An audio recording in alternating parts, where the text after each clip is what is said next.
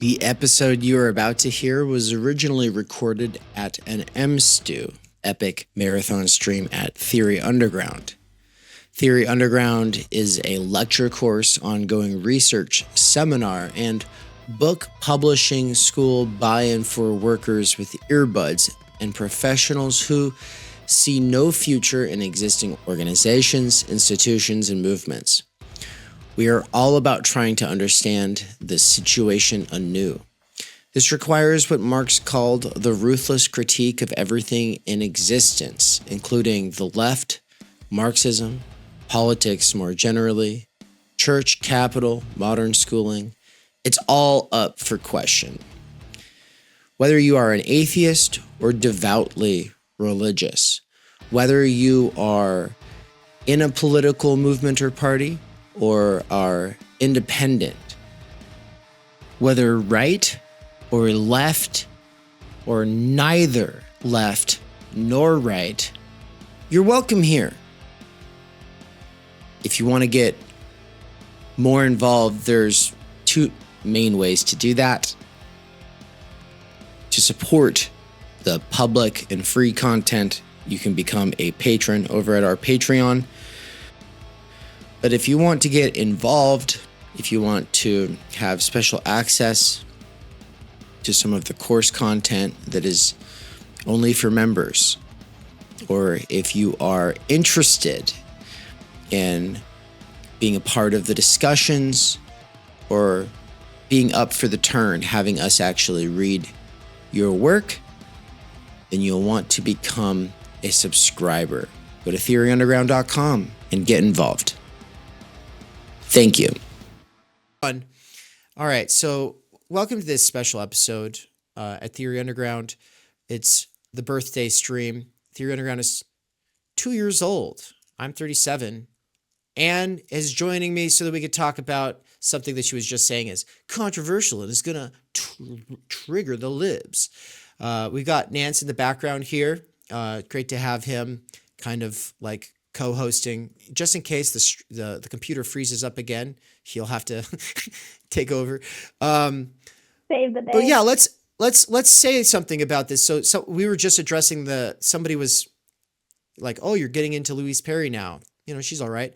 Well, the thing is like we read her a long time ago, but just like so many people that we read, we realize it's too controversial to dive right in without the content becoming kind of skewed by it. And also, I think we're just pussies. And so I thought, we've talked a lot about this book. We've talked a lot about Feminism Against Progress by Mary Harrington. These are both the more post-2020 versions of something that Christina Hoff Sommers was doing with the case against feminism Who Stole Feminism a long time ago. Yeah, right there. Who Stole Feminism? And the thing about Christina Hoff Sommers doing it in like 2002 or whenever that was, is that it was basically like, oh, see, liberal feminism is cringe. Therefore, we should all just be enlightened centrist liberals that lean a little right.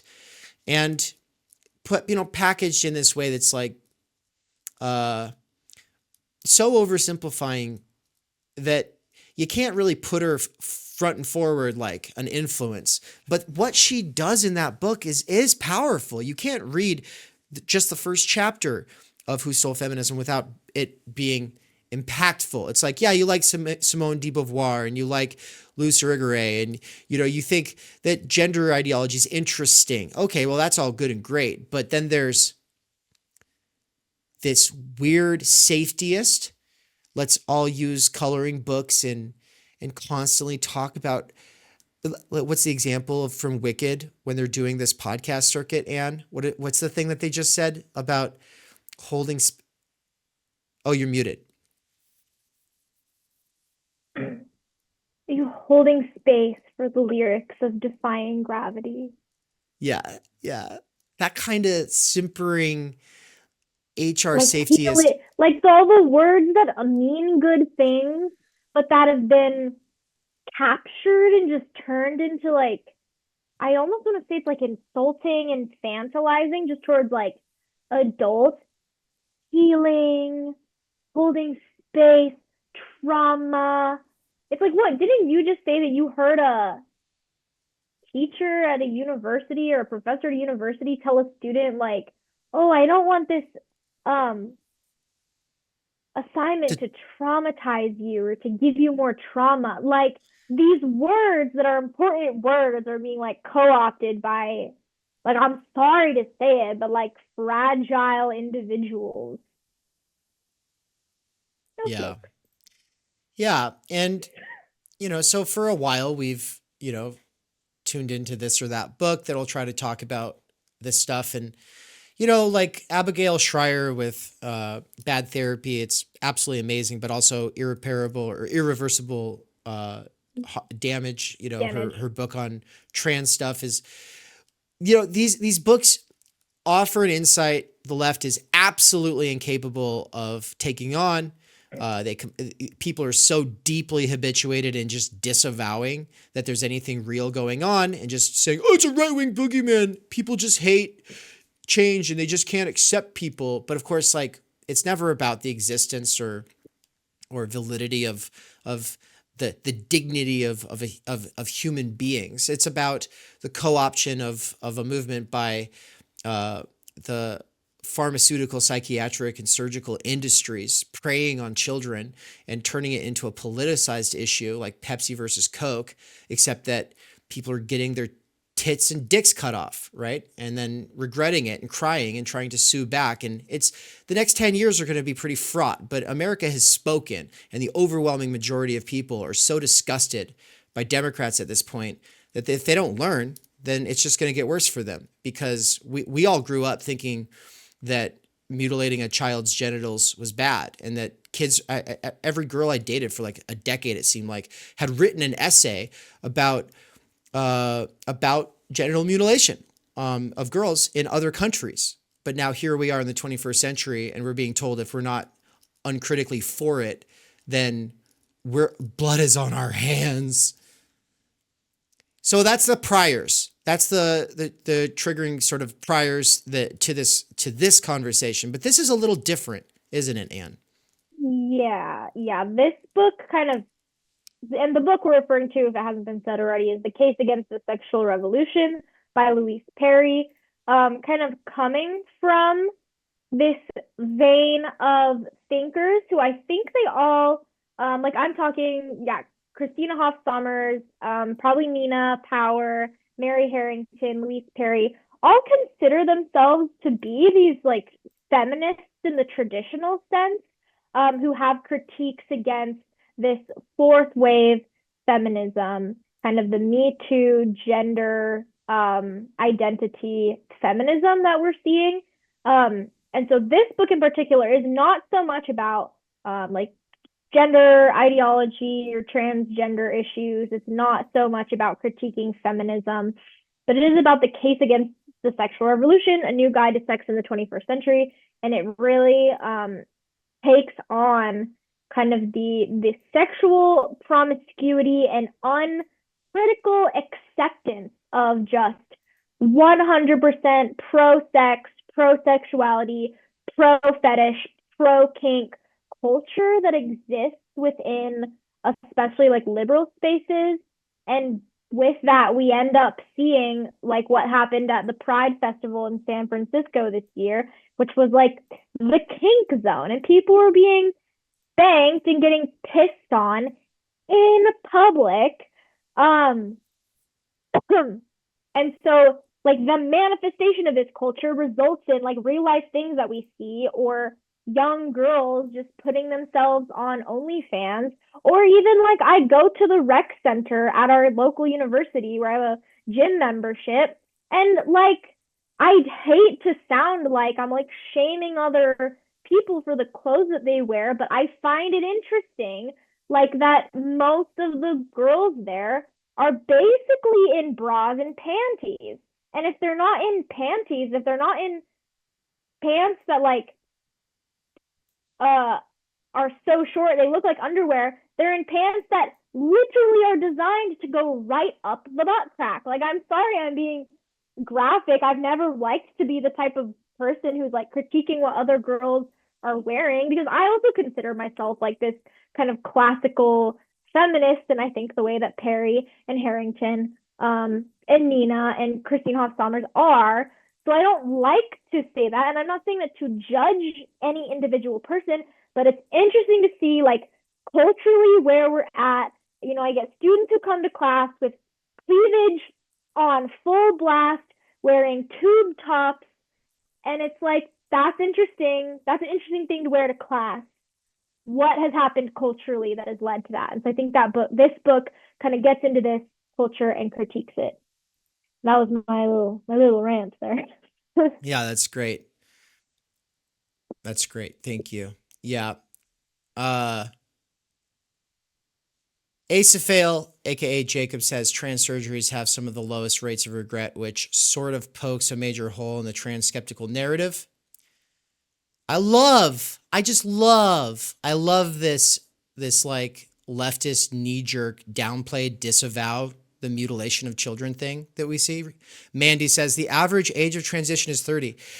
I wrote a piece. I need to publish it. I keep saying I'll publish it. I never get around to it, but it's just called The Contradiction at the Margins. And the point is if you think that what's marginal matters, then stop acting like what's an exception to the rule is not somehow very important when it's hurting children. I don't want to hear about the average. What we're talking about are children who are literally being lied to, sped down this pipeline into life-altering, harmful surgeries. And then we always have these 20 through 40-year-olds coming along being like, oh, well, it's fine for me and I'm the average.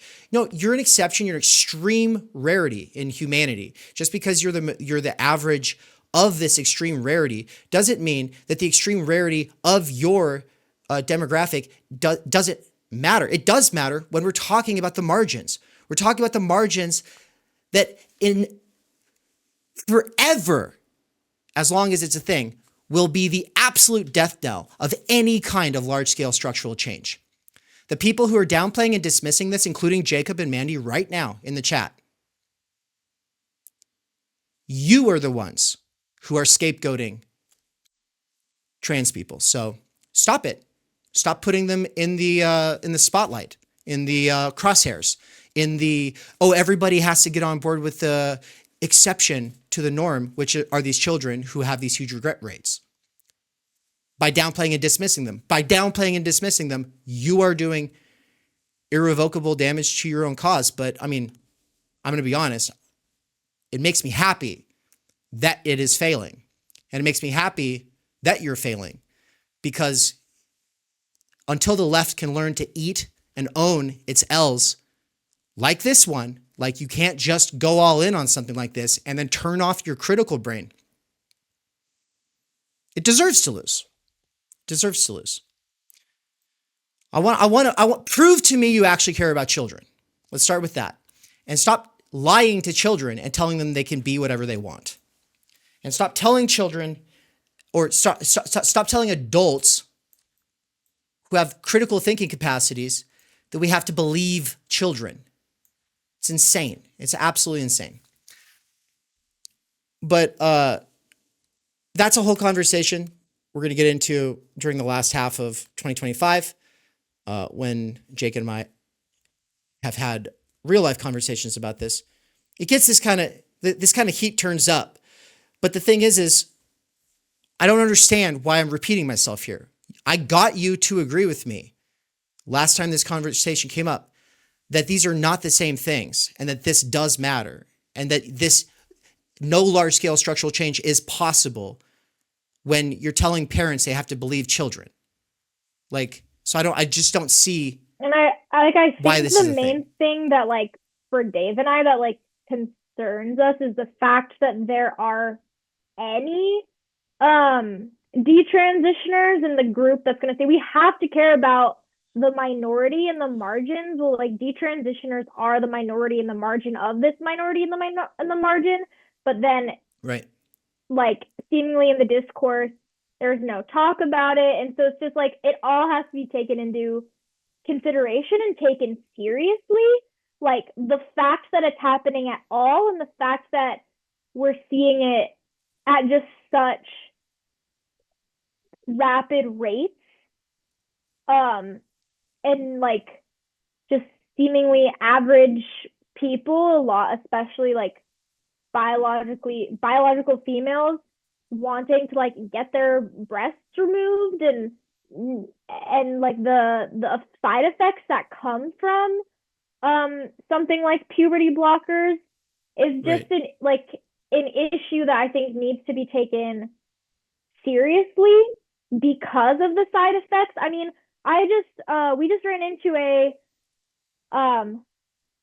one of my old professors who I took a class from like 6 years ago. And at the time, she was like, just got married, childless, wasn't planning on having children at all, like in her 30s. And 6 years later, we ran into her the other night, and she had 2 kids. And she was talking to me, and she said, a lot changed in 6 years. I never saw myself having kids, and here I am. And so, like, there's just this, like, all of a sudden broad trust of the pharmaceutical industry, as it pertains to children. I think we can go more broad than just the gender dysphoria issue, but like, why on earth are there so many young kids and teenagers, a majority of them being women, on antidepressants, ADHD medication, anti-anxiety meds, and then now it's like or hormone blockers for some, like, so there's something going on. There's something particularly going on, I think, that's ailing especially young women. It's something that I care about, like, as a woman, as someone who wants to have children one day, as someone who like went through female puberty. Like, I know what that's like. I know how hard it is to come into the world, and then all of a sudden, like, oh, a fucking 15-year-old boy at my school just whistled at me. What the, like, it's gross, it's icky. Growing up is gross and icky and hard. Growing up when your parents don't have time and energy is gross and icky and hard. And growing up on the internet right now is weird and icky and hard. And so, like, there's all these things going on. It just seems like it's not being taken seriously, and then the right comes in and they have their good points about the trans issue, and they say they're transphobic shit, absolutely. But then because someone like Ben Shapiro or Matt Walsh, who also says some cringy homophobic shit, is saying also, like, we should take this issue seriously, we shouldn't be so quick to medically transition children at the rate that it seems to be happening in the United States, because that's coming out of these people's mouths. Oh, that's right, we can talk about it. Oh, that's right, we can talk about it. It's not happening. It's fine. And it's like, I think that's where we just get frustrated, is like, no, but it is happening. But the fact that there's any cases at all of detransition, one detransitioner is enough to say what happened. But there's not one. There's a lot. And whether or not it makes up the majority, like, we don't know the actual numbers. But the fact that it's happening, the fact that there are people speaking out, filing lawsuits, the fact that like all the European countries that were way ahead of the United States are now taking their steps back because of malpractice, because of detransition rates, because of the speed and ease at which a lot of people, or a lot of young people, have gotten their treatment and gotten these medications. And you just read all these firsthand accounts of like these detransitioners, even not detransitioners. They're like, yeah, I just basically lied to a doctor and told them all these things, and they gave me the pills that I wanted. They gave me a dose that was, X times more than any normal person should have. And you hear, so the fact it's happening at all is a concern I think we need to take seriously. Anyways, that's our rant. Jacob said, this is at its core a state versus parents issue. And I think that framing it that way is like taking pro-life, pro-choice and saying it's a state versus women's issue, when in reality we know women are pretty evenly divided on the issue of abortion, and parents are pretty divided, but not evenly, when it comes to all of this. And so Anne was saying, as a woman and as a this and as a that, and speaking from her first person standpoint. I'm not speaking from my first person standpoint. I'm speaking from the standpoint of caring about large scale structural change so that everybody can have their time energy, so we can have something beyond medicine to try to deal with our alienation. And we're never going to get that large scale structural change when this is being put on the forefront of the agenda. And of course, people are like, the right puts it on the forefront. No, it doesn't.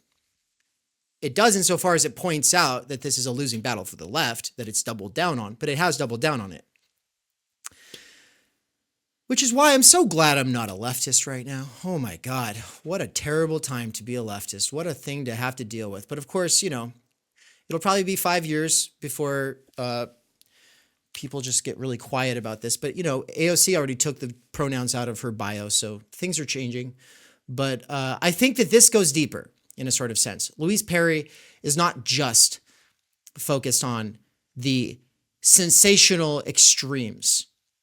She's not just focused on bringing it back around. Christina Hoff Sommers and these crazy conferences with this insane, this infantilizing neoliberal feminism, right? It's not just a book about where feminism went. It's not a book about how the trans issue, insofar as it's affecting people. No. It's about the sexual revolution itself. We take that as a positive. That the tendency is, if you have a libertine streak, to take it as a positive and to not really think about the negative side. And the thing about Mary Harrington and Louise Perry and Nina Power, it's like they're feminists. They were on the left forever. And then there's just certain things, contradictions that the left is not capable of addressing, that rise to the surface. And before we move on, the last thing I want to say about the exception to the rule versus the rule when we're talking about regret rates. If this was about hair dye or tattoos or clothing choices, et cetera, that'd be one thing. And if this was not the thing that a working class movement for Medicare for all broke on, like one of the major rocks that it crashed upon, then I don't care what anybody does. I think that in a transhumanist sort of like self-actualization lifestyle project sense, transing is cool. I do think it is cool that people are experimenting and pushing the boundaries of identity and of their bodies. But the reason you can't ignore the margins of the margins and say, oh, that's the regret rate, it's low. The reason it doesn't work is because you don't know. We don't know. This is not science. This is not set in stone. This is a very recent thing. And the fact that there are regret rates is enough. The percentage number doesn't matter. Because on the one side, let's just say that 99% of the people are going to say, oh yes, this was amazing. This saved my life. If they had to put me on puberty blockers at the age of 7, I would have totally offed myself by the time I was 14. But this instead, now I'm self-actualized and everything's amazing. Versus that 1% that says, this literally ruined my life. I've been castrated before the age of 20.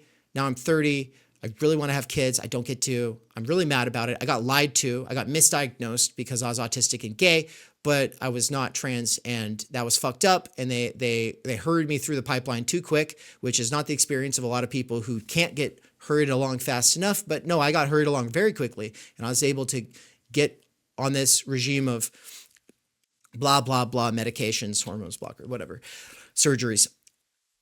Okay, well, guess what? I'm going to take the 1% in this case, because that's a person, it's like, oh, someone got misdiagnosed. That's happening. That matters. Versus people who are threatening a political movement with suicide. They're threatening to blame their parents for their suicides, which is a despicable, disgusting tactic of blackmail, and using that to try to leverage their way into the front of any movement for social change. No, bullshit. Bullshit. You don't know what you would have done if things had been different. Nobody knows what they would have done. Like, you're retroactively telling us a story that we're supposed to believe. We don't know what you would have done because it didn't happen. So you can't say something saved your life. We don't know that. And people do this with their medications all the time or with their diagnoses. This diagnosis from the DSM-5 saved my life. Did it? Pretty sure that everybody self-diagnosing themselves is also just as much a problem. It's really hard to know about these things. How about we'll talk about it once the science is settled, in 100 years? In the meantime, no. There's no path to large-scale structural change that goes through this without changing. It's pretty simple. The majority, the mainstream of activists who care about this stuff need to accept that the right has a basic point, a very basic point. And then they need to go beyond it and show why there's more to the story. But without that, keep losing, suckers. So let's go. Do you want to read the introduction or chapter 1? So what is foreword. Chapter 1 called again? Sex must be taken seriously. I think we should get into chapter one. I think the introduction, if you find chapter 1 compelling, you should read the introduction. But if I can remember, the introduction tells the story of like Hugh Hefner versus Marilyn Monroe, and Marilyn Monroe being this like Hugh Hefner, when he died, he wanted to get buried next to Marilyn Monroe, and she basically she was dead, like she had no say over it. And there was a story about how Marilyn Monroe, she was younger, she agreed to some photos that ended up becoming nude photos that ended up getting put in a Playbill magazine centerfold that she never got paid for. She was never told in advance that the photos were going to be published or when they were going to be published. And so it just kind of like shows this story, takes this historical example of like Hugh Hefner figure exploiting someone like Marilyn Monroe, who's kind of, doing the sexual promiscuity thing for her career, but then ended up regretting it. And so that's kind of how she sets up here's the book I'm going to write. And I think that's all we need to know from the introduction, which is why I want to move on to chapter 1. Yeah. Yeah, let's do it. Dangerous Maybe says, it says I hid Jacob's comment, but I didn't do that. How do I undo that? Sorry. Yeah, sometimes you click a wrong button. It doesn't let me reverse it, which is too bad. Night of the World said many children, and this is Rebecca, by the way, Anne, said maybe even most go through some degree of what could be called gender dysphoria. I think it normally resolves. Some gender dysphoria is probably normal, doesn't need to be medically resolved. Children and parents in the medical establishment all get nervous about what to do with the kids' confusing and painful feelings as they grow up. Rushing to medicalize those feelings and solve them is a reaction against a bigger uncertainty about what to do about teenage suffering or nonconformist behavior. Rebecca, That's a great point. We love your nuanced approach to this. We always have. Thank you. Yeah. Mm-hmm. And Rebecca's one of the three of us cooking up the Critique of Gender and Sexuality course or series for 2025. Yeah. Supposedly. We're supposedly doing that, but we haven't actually been able to meet about it. But second half of 2025. Hopefully soon. Yeah. Thanks, Rebecca. Yeah. And then Jacob also is just saying, I'm trans, for those curious, longtime TU students. Yeah, so is Rebecca. So we've got two trans people in the comments of two different perspectives, both contributing and doing so as, legit fellow travelers. And so, yeah, I think the main reason I get animated is because we're in a culture where I do feel like just to say the things I'm saying means I'm going to get canceled for it. I'm going to get dragged for it. And so I kind of just like, no. Yes, both perspectives can be here, but I want to be very clear about why I feel this way, because I had to think way too long before actually stating this position publicly. And it's because I'm a neurotic, which is, just a Lacanian term for a pussy. I know. I keep using that word. I do not normally use it. It's not actually part of my lexicon, but I figured, you know what? We're reading a feminist and let's just be a little edgy. But anyway, dedication for the women who learned it the hard way. Let's go.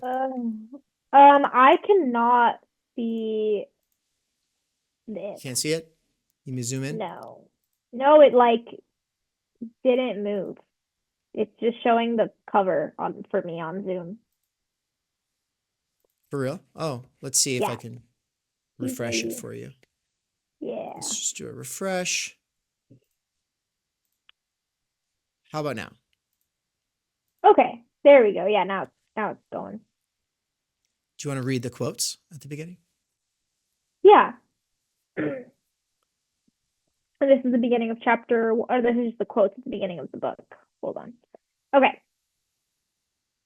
The little respect paid to chastity in the male world is, I am persuaded, the grand source of many of the physical and moral evils that torment mankind, as well as the vices and follies that degrade and destroy women. As from Mary Wollstonecraft, in a vindication of the rights of women, and this next quote, he said they'd found a brothel on the dig he did last night. I asked him how they know. He sighed. A pit of baby's bones. A pit of newborn baby's bones was how to spot a brothel. From Holly McNish, Conversation with an Archaeologist.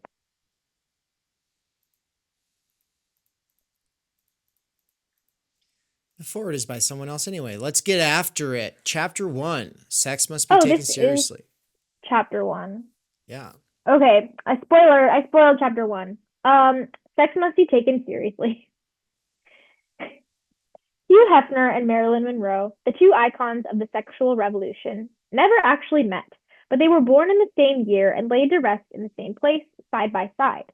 In 1992, Hefner bought the crypt next door to Monroe's in the Westwood Memorial Park Cemetery in Los Angeles for $75,000, telling the Los Angeles Times, I'm a believer in things symbolic, so spending eternity next to Marilyn is too sweet to pass up. At the age of 91, Hefner got his wish.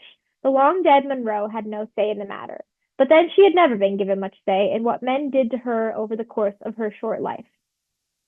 Should I do 2 and switch? 2 puff pass? Yeah. I'm happy with 3 also. Okay. 3 puff 3 pass. puff pass. Marilyn Monroe was both the first ever cover star and the first ever naked centerfold in the first ever edition of Hefner's Playboy magazine, published in December 1953. Entertainment for men was the promise offered on the front cover, and the magazine evidently delivered on that promise, since it was a commercial success from its very first issue. Hello, Ryan. Marilyn Monroe's naked photos were 4 years old by the time of their publication. In 1949, the 23-year-old Monroe had been paid $50 for a 2-hour photo shoot with pin-up photographer Tom Kelly, who had promised that he'd make her unrecognizable and almost delivered on his promise. The woman curled up on a red velvet bedspread is not obviously Monroe, since her hair was a little more brunette at the time, her painted face was half hidden behind an outstretched arm, and her pale, pretty body was indistinguishable from the bodies of most of the other models in Playboy, which would not feature a black centerfold until 1965. The 18-year-old recipient of this dubious honor, Jennifer Jackson, later described Hef as a high-class pimp. The clothed Monroe on the cover of the magazine.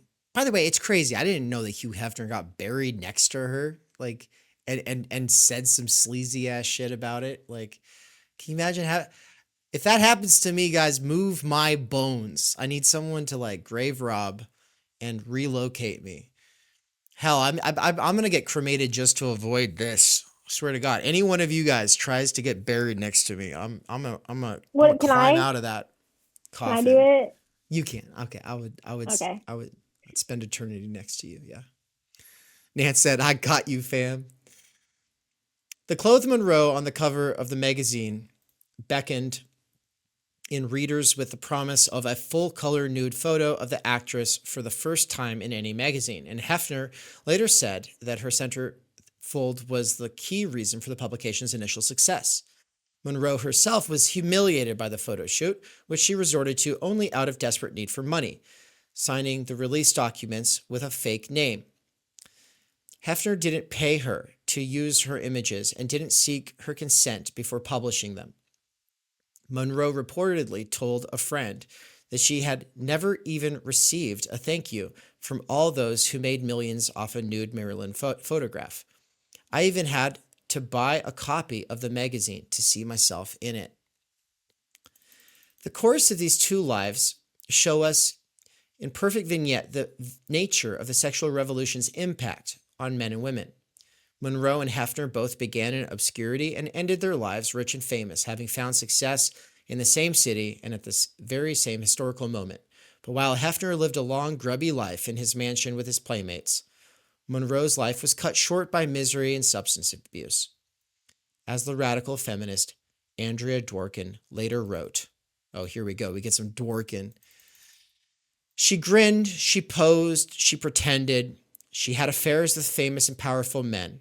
A friend of hers claimed that she had so many illegal abortions wrongly performed that her reproductive organs were severely injured. She died alone, possibly acting on her own behalf for the first time.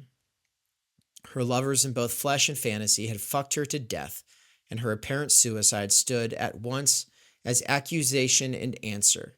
No, Marilyn Monroe, the ideal sexual female, had not liked it. Monroe's life followed a similar trajectory to that of her pinup predecessor, Betty Page, who survived into old age but spent her final decades in a psychiatric institution. So too the pop star Britney Spears, who at the age of 16 gyrated in a school uniform and begged viewers to hit me, baby, one more time. Spears has since suffered a protracted and very public nervous breakdown, just like the countless other Monroes, some of whom we will meet over the course of this book, who have been destroyed in much the same way as the original icon. In particular, today's female porn performers, the most successful of whom now inhabit much of the same cultural space that Monroe inhabited in her day, are far more likely than their peers to have been sexually abused as children, to have been in foster care, and to have been victims of domestic violence as adults, all misfortunes that Monroe suffered too. The libidinous public asks a lot of the women it desires, and when it all goes horribly wrong, as it usually does, the public labels these once desired women crazy and moves on. There is never a reckoning with what sexual liberation does to those women who follow its directives most obediently. Hugh Hefner experienced sexual liberation very differently from Monroe, as men typically do, although his example is no more worthy of emulation. As a younger man, he was a true... 20 Faces is in here saying a feminist critique of the sexual revolution will always fail too. 20 Faces, everything fails. Find me a theorist who doesn't fail in some way. Every theorist fails. So that's not a smart comment. It's a little like, I'm going to poke my head out and say something for the first time in the whole stream, and it's just going to be this fails too. Yeah, we have our critiques of Louise Perry. Guess what? We're not going to lead with them. We want you to actually tarry with this because it's obviously, and this goes back to what I was talking about with Nance and Daniel earlier, it's bending the bow. We're bending the bow. We're bracketing. We're going against the general tendency here, which is just like, oh, it's just great. And this is much bigger brained than anything that you could have imagined, she says.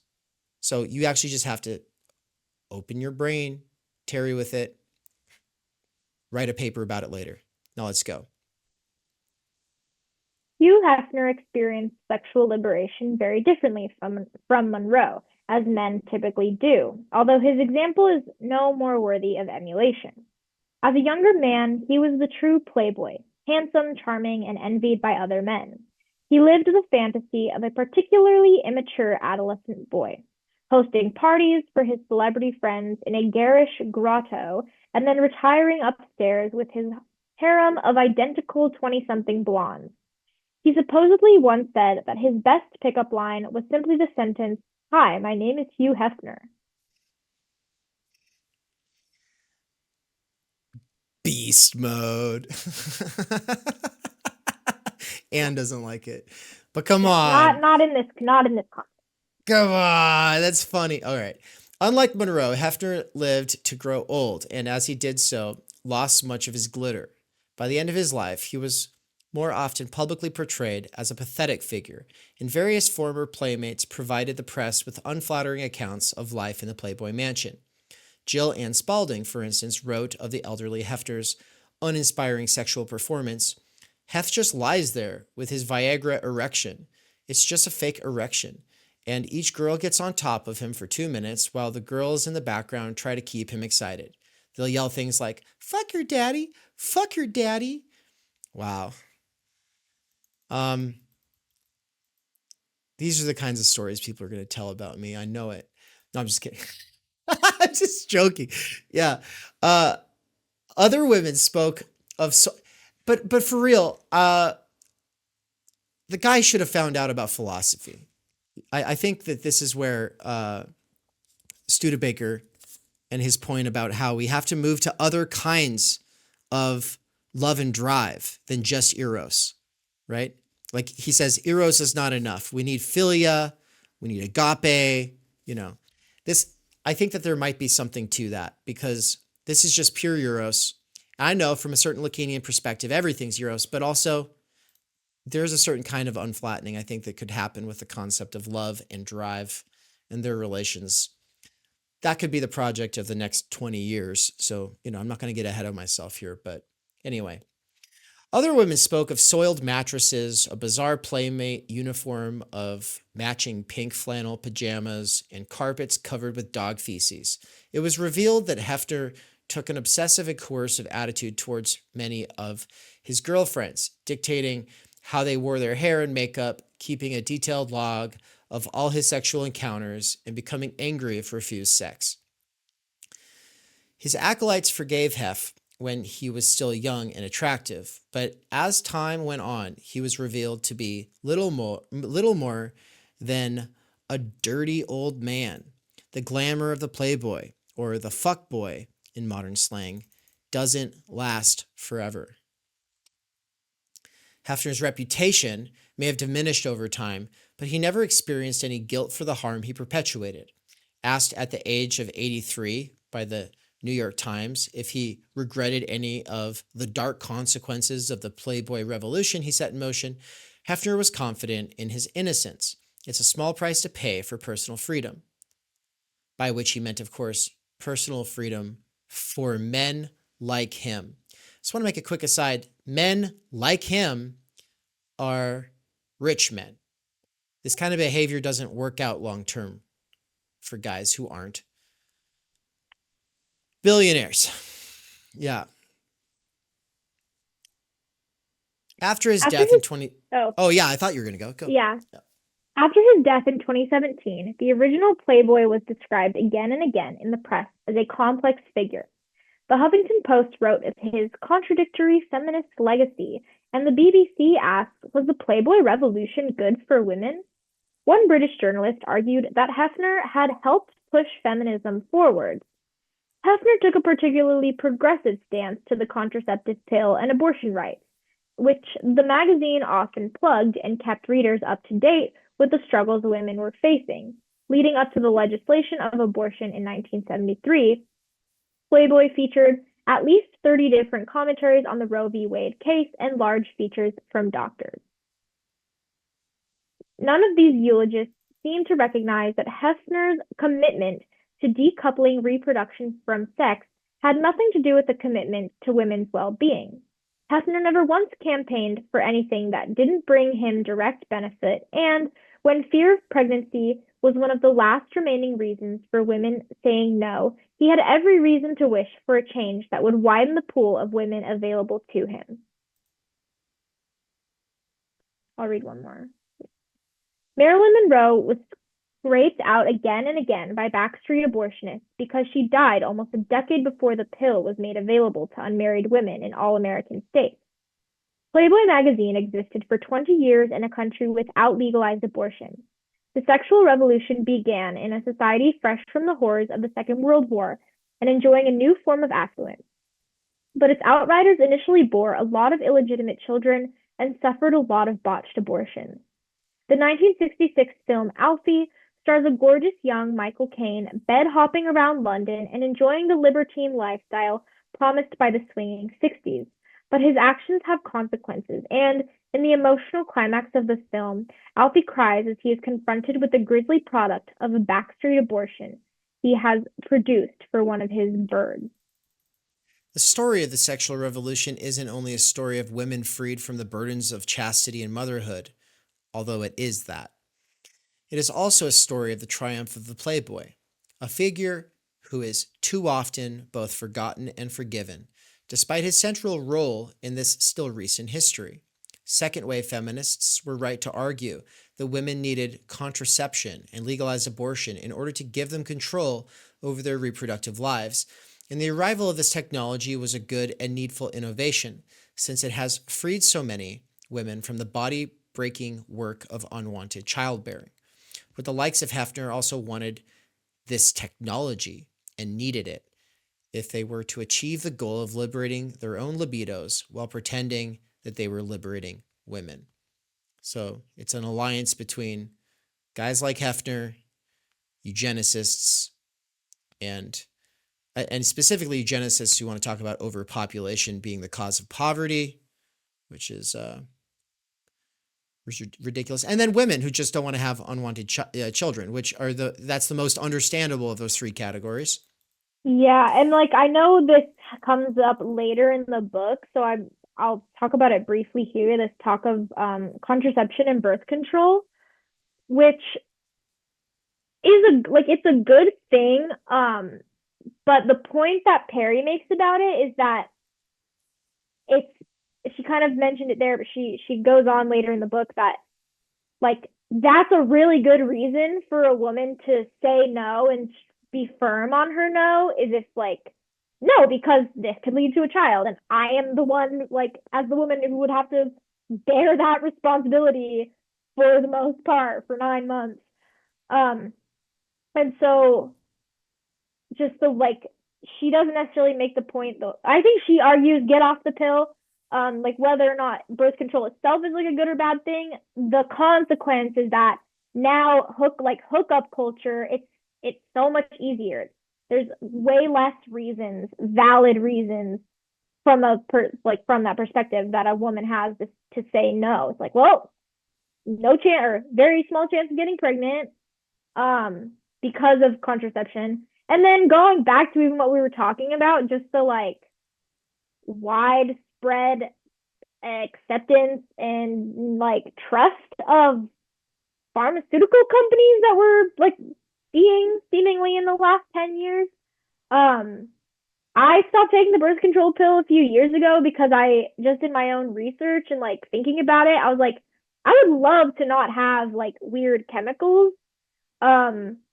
like affecting my natural cycle. Like my side note here is the fertility awareness method in which you keep track of your basal body temperature and your signs of fertility throughout the month has gotten so discredited by the pharmaceutical and medical industry when it's like it's a way that there can be more mistakes if you're not keeping up with it.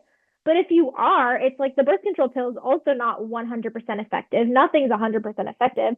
And so it's like this didn't like rejecting any sort of like personal, I don't want to say responsibility, but like knowledge of your body and your reproductive cycle and your fertility and like the kind of, I don't know, beauty that is, especially like I think like a menstrual cycle. And all the phases that you go through and how it changes, it's just like, oh, no, put a pill on it. And that'll just like kind of halt it in this weird way. And I know a lot of other women have more severe side effects, both going onto it and coming off. For a lot of women, it can literally affect your desire and like what type of person you want to be with. It can affect your mood, your weight. Like, luckily, I didn't have those same side effects coming on and coming off, but it's just like one of those things that we need to take seriously and tarry with the contradictions And by us and Perry raising the issue and saying, well, this is a side effect that comes with it. It's like that has to be taken seriously. And so I appreciate that she brings that up. And it's one of those things that also like people on the right are talking about. And because it's coming out of their mouths, oh, they're going to take away birth control under Donald Trump. It's like, that's not going to happen. They just have concerns, as they should, as is their right. People want all gas, no brakes, right? And tendency is for most people to have a little bit of gas and a little bit of brakes in their heart. But the true believer political people tend to be either or. And that's the part of me that always sounds like the enlightened centrist. That's the part of me, because culturally, I am an enlightened centrist. Culturally. We want to talk about material reality and the mode of production. No, I'm not an enlightened centrist. But speaking of material production, it's not something she's really going to focus on. This is a book for normies, right? And she is going to like lean in hard from time to time on this evolutionary psychology shit. And like I said, there's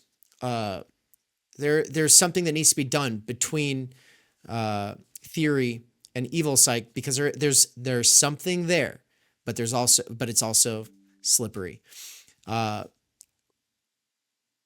We could do a whole thing where anyone could write a book. At least many of you, I think, could probably write a book about the material conditions of the society of divorce that she's talking about. This world that Hefner comes into his own in is a world in the aftermath of World War II. The society of divorce, of the separation between gas and brakes, of feminine and masculine energies, of people being able to have reasonable disagreements about how to navigate the future. Like, and I'm talking about in their interpersonal lives, politics is always fraught, but I'm talking about the interpersonal relationships. That's what I'm getting at with this society of divorce. Oh, go all in on masculinity or go all against it. It's a response to the most horrific war that humanity has ever seen. To a whole generation of men who were killed off. And women who were sent into war as well. Of course, into factories. But for the most part, like that left an I can't even use the word right now, indelible mark on us, right? Like we're still living in the aftermath of the absolute destruction of any semblance of familial life. The world wars are not something to be underestimated in this sense. I know nowadays, like people who go fight wars, they're militia people. They're people who are trying to get out of a shitty situation, and so they're doing it for money. But I mean, that's not what we're talking about when we're talking about World War II.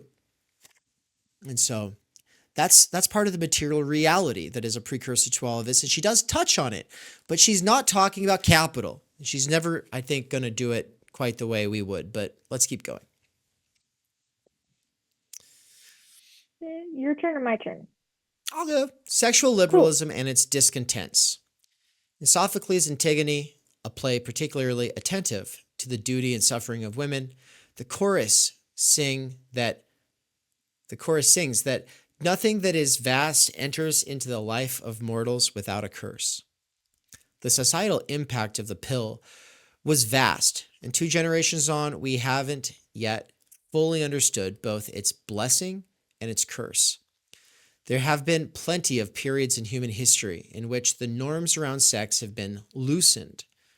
The late Roman Empire, Georgian Britain, and the Roaring Twenties in America are the best remembered.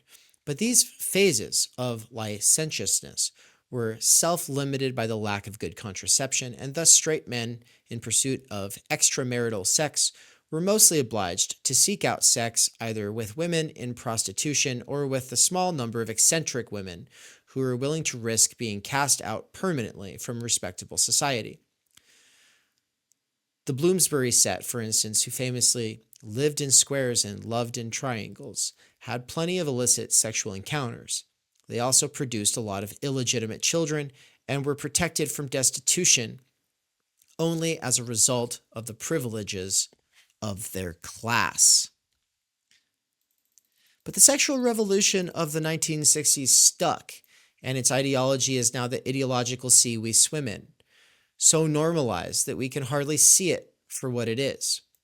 It was able to persist because of the arrival for the first time in the history of the world of reliable contraception, and in particular, forms of contraception that women could take charge of themselves, such as the pill, the diaphragm, and subsequent improvements on the technology such as the IUD.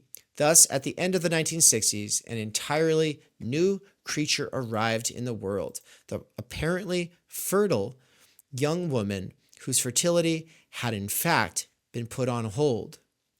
She changed everything.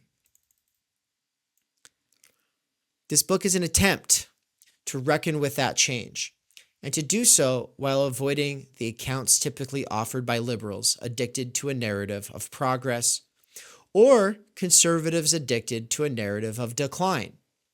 I don't believe that the last 60 years or so should be understood as a period of exclusive progress or exclusive decline, because the sexual revolution has not freed all of us, but it has freed some of us, and selectively, and at a price, which is exactly what we should expect from any form of social change that is vast, as this one certainly is.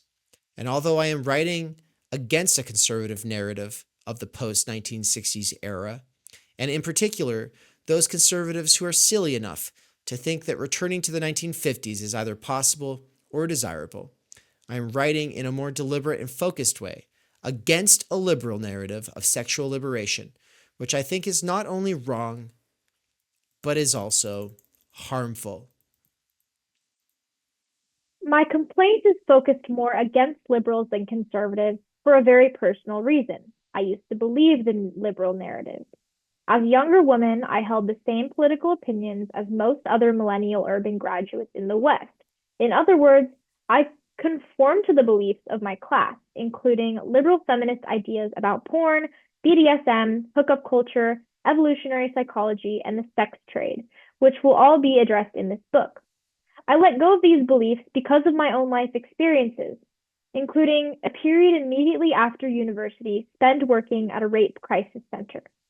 If the old quip tells us that a conservative is just a liberal who has been mugged by reality, then I suppose, at least in my case, that a post-liberal feminist is just a liberal feminist who has witnessed the reality of male violence up close.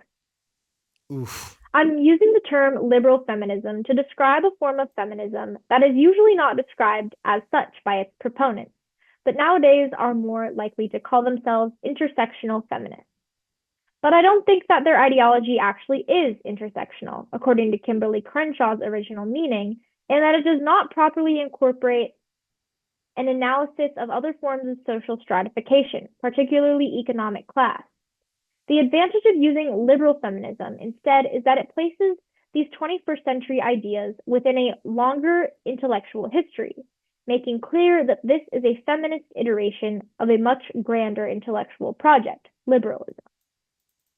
The definition of liberalism is contested. Indeed, the first line of the Stanford Encyclopedia of Philosophy entry tells us that liberalism is more than one thing, which means that whatever definition I choose to work with, I'll leave some critics unhappy.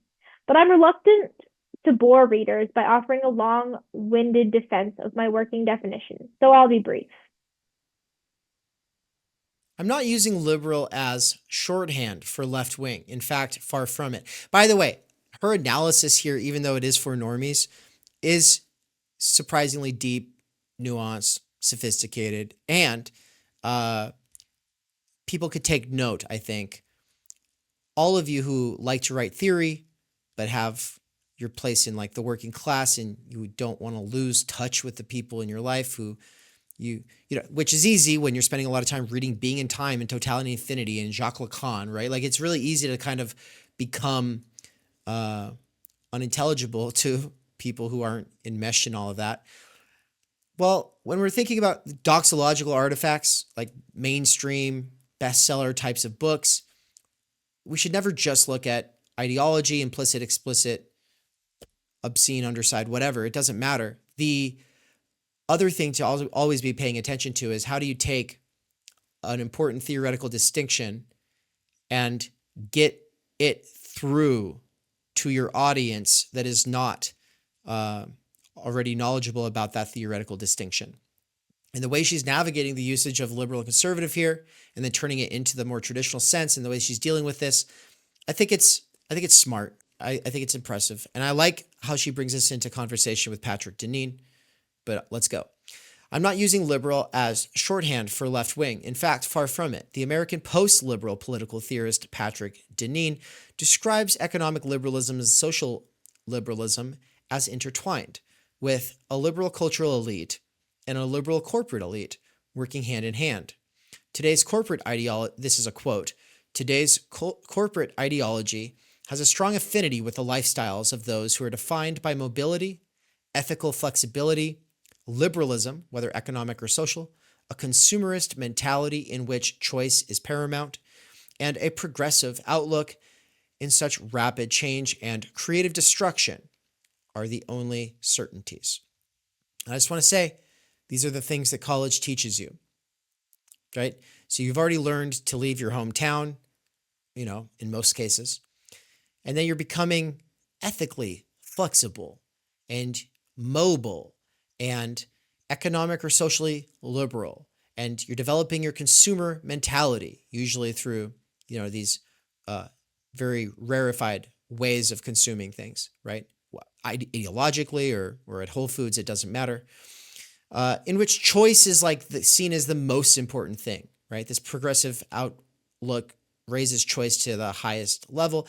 And at the end of the day, it's about you as a consumer being the most exchangeable, high status kind of labor power.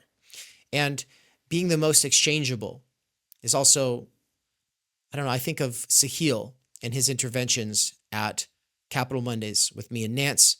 And when we got into basically how he was talking about so much of the DEI stuff and identity politics and this focus on equality is actually trying to force people into the equal sign, which is the value form itself. People usually think of the dollar when they think of the equal sign. Or sorry, not when they think of the value form in Marx, they think of the dollar. But you could also just think of the equal sign and trying to force people into the equal sign, which is to say, celebrate difference, but only those kinds of differences that can make it so that people are more exchangeable at the global level. Not those kinds of differences that make us harder to exchange.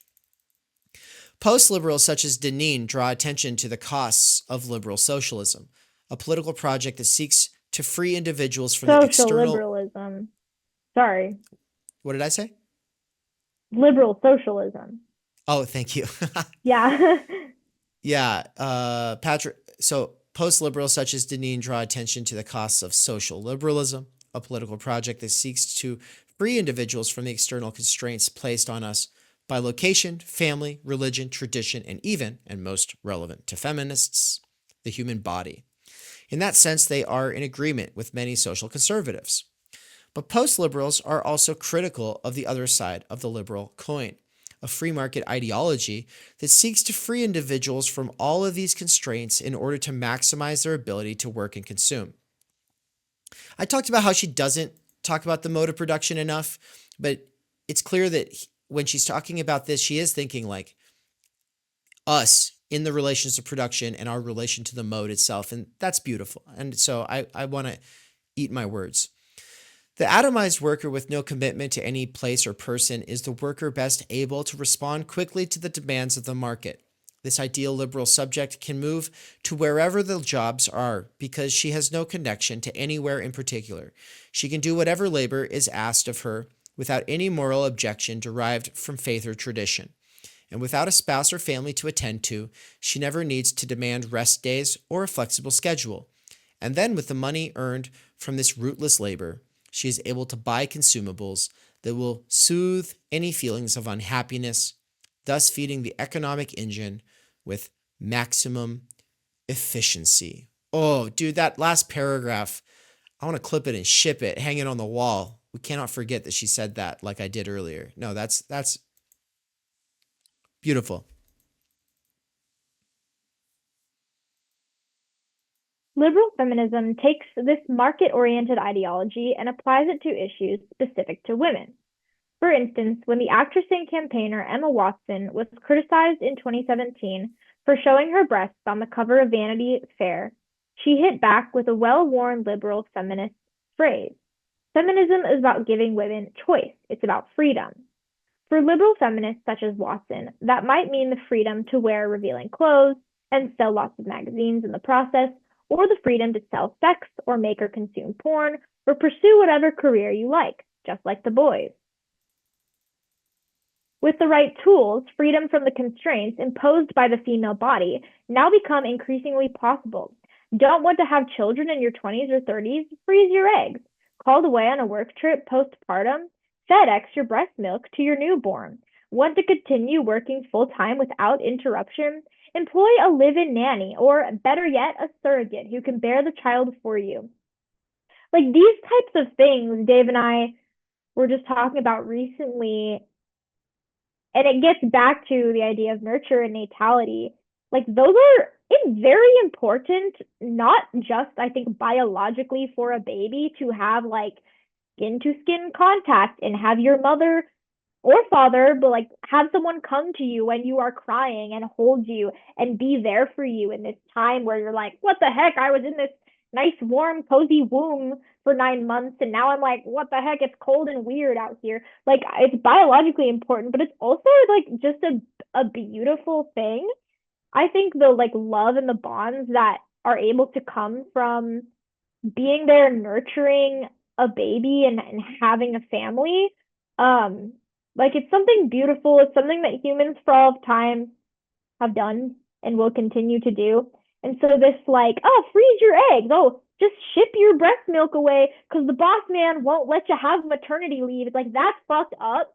And that's something that, especially like parental leaves, and I think people, especially people who are parents, like they get that. And in the sociological research that I was doing last year at the local university, we would ask people from left, right, mostly professional people, but conservative and liberal alike. We would ask them about their thoughts and opinions on various like social democratic or universalist platforms, like some type of Medicare for all or affordable college or free college for everyone. And those things, even the conservatives are like, yeah, I don't know if Medicare for all is the right answer, but something needs to be done. So they're definitely like aware of these things. But maternity and paternity leave is one where 99% of the people we talk to, and probably most people that you'll talk to in general, will go, nope, why the fuck in the United States is it so regressive? Even like conservatives don't even seem to talk about it enough. They're all, oh, family, but then they're also like, oh, hustle, grind, work, capitalism is the best. It's like, capitalism does not give us the time and energy to like build good families so I digress, but this is an important point, and it creeps me out when I'm on a college campus and I see signs and posters all over saying, hey ladies, want some extra cash? Sell your eggs for $800. Like, that's not the same process as donating sperm or donating blood. That is a very invasive, difficult process. So just things like that feel weird and icky. But anyways. Yeah. The surrogacy thing, like it really is like such an upsetting topic. I get it. Like, I'm not judging mothers who are exploited in this way. Like, it's a job and it's a shitty job, and it's a job that you might regret later, and you might regret it for the rest of your life because you'll wonder about that kid, and then that kid might wonder about you, and and maybe that's all a construct, but there's also potentially something there to that. But outside of that, it's just like people are acting like babies are already coming out of test tubes, and then they're using people for that. And it's just like, if you don't want kids, don't have them. Like, but stop acting like they're pets. Like, this is just like, oh, I'm going to go to Petco and get a parrot. I'll go to Petco and get a puppy.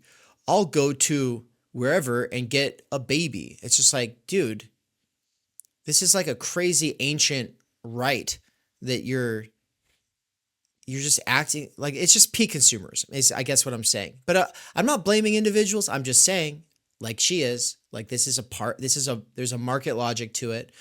And we shouldn't sanitize it. And I like that you're bringing it back to nurture and natality. And, these things that capital cannot withstand. It cannot take seriously. And then finally, Gramleen, before we get back to reading it, I just wanted to say my jokey U.S. chauvinism in the chat was not fully ironic. He had said, "This is such an American problem, by the way." And I said, "Oh, you mean the only kind that matter?" And yeah, it's a little bit of a joke, but also because I understand that there are much more serious problems than the ones that are, first world and all of that, blah, blah, blah. But the other thing is the USA is usually 10 years ahead of everywhere else when it comes to a lot of this culture stuff. And, neoliberalism is a perfect example of that. Everybody's gloating in the wings, trying to watch America fail and being like, ha, ha, ha, oh, your healthcare system's shit. But guess what? It's been 10 years that I've been politically conscious. It's a little longer than 10 years that I've been paying attention to things. And now, guess what? Few of those people are gloating anymore. Neoliberalism has officially wrecked their healthcare systems as well. And it's like, yeah, that's because the US does it here first and then we export it. We've got boots in 150 countries and we export these kinds of political, economic, and cultural changes. And often we've forced that down the throats of other societies. And but the point is like, if Americans are on stream talking about something and it's serious and it's such a American problem, it's like, cool, you might catch it. You might catch a bad case of this American problem soon. If you haven't experienced it yet, it's coming. Also, the people in America matter. Like, this is a serious thing where people's lives are being ruined and they're being violated, or they're giving up something that they didn't know they want. Yeah, it's always a little American first world problem, but also there's real people involved in any of these problems. And yeah, is it as bad as what's going on in other parts of the world? No, but America's its own kind of fucked up situation that I think as people living here, we need to carry with it seriously. But anyways, yeah, all that stuff 100%. About I'm going to refill my water while you keep reading. Are you at the next paragraph that I don't reject? I'm still in the middle of the paragraph that was on the top. Yeah. Cool. All right. Okay. And now, with the availability of sex reassignment medical technologies, even stepping out of your female body altogether has become an option. Liberal feminism promises women freedom, and when the promise comes up against the hard limits imposed by biology, then the ideology directs women to chip away at those limits through the use of money, technology, and the bodies of poorer people. I don't reject the desire for freedom. I'm not an anti-liberal, and goodness knows that many women have every reason to chafe against the constraints imposed on us by our societies and our bodies, both in the past and in the modern world. But I am critical of any ideology that fails to balance freedom against other values. And I'm also critical of the failure of liberal feminism to interrogate where our desire for a certain type of freedom comes from, too often referring back to a circular logic by which a woman's choices are good because she chooses them. Just like Sex and the City's Charlotte York yelping, "I choose my choice, I choose my choice." In this book, I'm going to ask and seek to answer some questions about freedom that liberal feminism can't or won't answer. Why do so many women desire a kind of sexual freedom that so obviously serves male interests? Watch this, everyone. I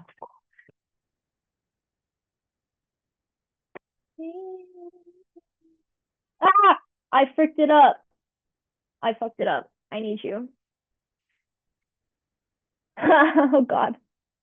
Because your scrolling stuff is baloney. It's baloney. I got it. Ah, oh, there it is. Okay. I got it. Thank you. You took too long. Okay, Sorry. okay. I thought it was gonna be cool, and then I ruined everything. It's on the bright No, page. I just need you to scroll it down. it is actually wonky. It is wonky. What's the word we're at? I could control F it. Right here is good. No, right here. This is it. Oh, okay. What if our bodies and minds aren't as malleable as we might like to think?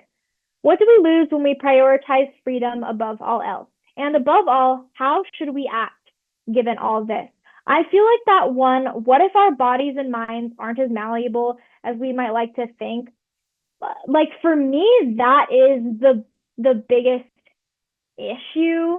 One of the biggest issues that I see is just this like rejection of biology, but especially like the female body, and it just put a pill on it, pop this drug, cut this off, do this, do that. Like this rejection of femininity, but not just femininity, like just the repulsion of the female body and the realities of it by females. Like I'm going to be like, as a woman, I'm like offended by that because I'm like the things that a female body can do, is capable of doing, is like amazing and incredible. Like bodies are amazing and incredible.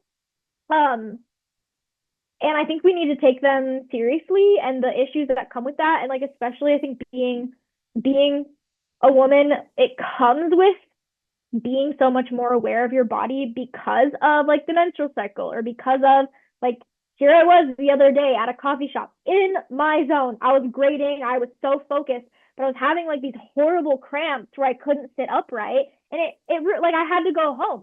My brain was fully focused, but my body was like, no, you can't focus because I'm stabbing you in the stomach. And so it's like, these are, I just think, things that we need to take seriously. And this, no hesitation, put a pill, cut, like just, nope, get rid of it, is something deeper. And I think it's something that, like, because we don't have time energy, like, well, I don't have time energy to deal with the pain, and I've got to grade these papers. Pop a Tylenol, take the birth control pill to mitigate the effects of a painful period. It's just like, it's a serious thing. Bodies are real. They're cool. They're gross. They suck. But like, it's what we've got. It's like our mothers and our fathers like created this thing for us. We were put, like, I'm sounding all woo woo right now. I'm sorry, but like, it's something we have to deal with. And I think I've just been taking it very seriously lately as I think about like wanting to have children in a few years, and I'm taking that responsibility and that gift like very, very seriously. So it's just something that's on my mind. But anyways, some of my conclusions might not be welcome since they draw attention to the hard limits on our freedom that can't be surmounted, however much we try. And I start from a position that historically has often been a source of discomfort for feminists of all ideological persuasions. I accept the fact that men and women are different and that those differences aren't going away. When we recognize these limits and these differences, then sexual politics takes on a different character. Instead of asking, how can we all be free? We must ask instead, how can we best promote the well-being of both men and women, given that these two groups have different sets of interests, which are sometimes in tension? I just wanted to add something about embodiment and say there's this side of the anti-intellectual theory world that's very new agey and pro-embodiment, and the power of now, and be in your breath and be in your feels and stop thinking about the future and get outside of heady concepts. And of course, it's always like a completely declassed sort of, universal subject. And it's very basic. And it's like, there's always something there, but also it can be very frustrating to run into people who are on the kick. But one of those kernels of truth that they'll say is that we don't focus on the body enough, right? Like, and on tour, somebody was saying that. And the irony is that this person was saying Heidegger doesn't focus on the body enough. But of course, this person likes Hegel. And it's like, yeah, well, you're not going to get not much serious thought about the body from either one of them. Of course, some of the best meditations on the body come from people who are working in the aftermath of Heidegger, like Luce Irigaray, like Emmanuel Levinas, and like Merleau-Ponty. So, putting that out there, but bringing it back to embodiment. Look, when these guys get into the, and guys including Irigaray, the royal guys, whenever we bring the body into theory, it's always like this super intellectualized thing. And the issue with the body is that it's just a bunch of brute facts. It's a bunch of brute facts that we just have to deal with. And what you're talking about is a brute fact that most females have to deal with. And some find it absolutely, like it completely throws them off for the work week.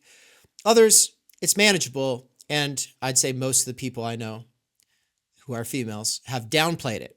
And they might downplay it because genuinely for them, it's not that big of a deal. In other cases, it's because they're trying to compete in the workforce. They're trying to see themselves on a horizon of possibilities where they have to fit into that equal sign, right? But I just wanted to say, fucking guys and their drive and their erections, their unwelcomed erections in the workplace are an obvious problem. It's an obvious problem every time you think of a boss who puts the moves on his secretary, right? But it's also a problem if you're trying to do intellectual work and then the body asserts itself and it's a brute fact that makes it so, no, you're not going to be able to focus on these higher things. So, and of course, somebody who's just, I'll just use porn. They get into a loop, this hedonic treadmill, and a lot of times they're not able to get off of it and get back into that sort of like clear-headed post-nut sort of clarity that maybe they're chasing that would make it so they would be able to do philosophy, right? So there's a weird problem of embodiment. It is under-theorized by male philosophers. And female philosophers are good at thinking about issues that are especially underlooked by men. But one of the things that they've not really been able to theorize is male drive itself. There's something interesting there and a real struggle that comes with it. And I say all of this in part just to be like, I'm not so sure that males are cut out for most kinds of work. So it's just, I just want to, but guys can flip a switch and obsess and focus and bracket to a certain, it become little soldiers. And that's like, so in construction work, for instance, it's like they can kind of do this thing where they just become like the soldier-minded, instrumentalized thing. And so, but what we're talking about is office space work, mostly, I think. And so I think at the end of the day, males and females alike, under pressure, really having to struggle and work together, whether in war or just economic precarity, do, for the most part, bracket out their bodies and just sacrifice themselves on the gears of production. End of story, right? But then guys are really good at ignoring such things, or at least not talking about it. In fact, guys tend to never talk about such things. And then women are supposed to fit into this male-shaped box in the workplace, And of course, it's not a genuinely male-shaped box because actually, those guys are just not talking about something that's a serious problem.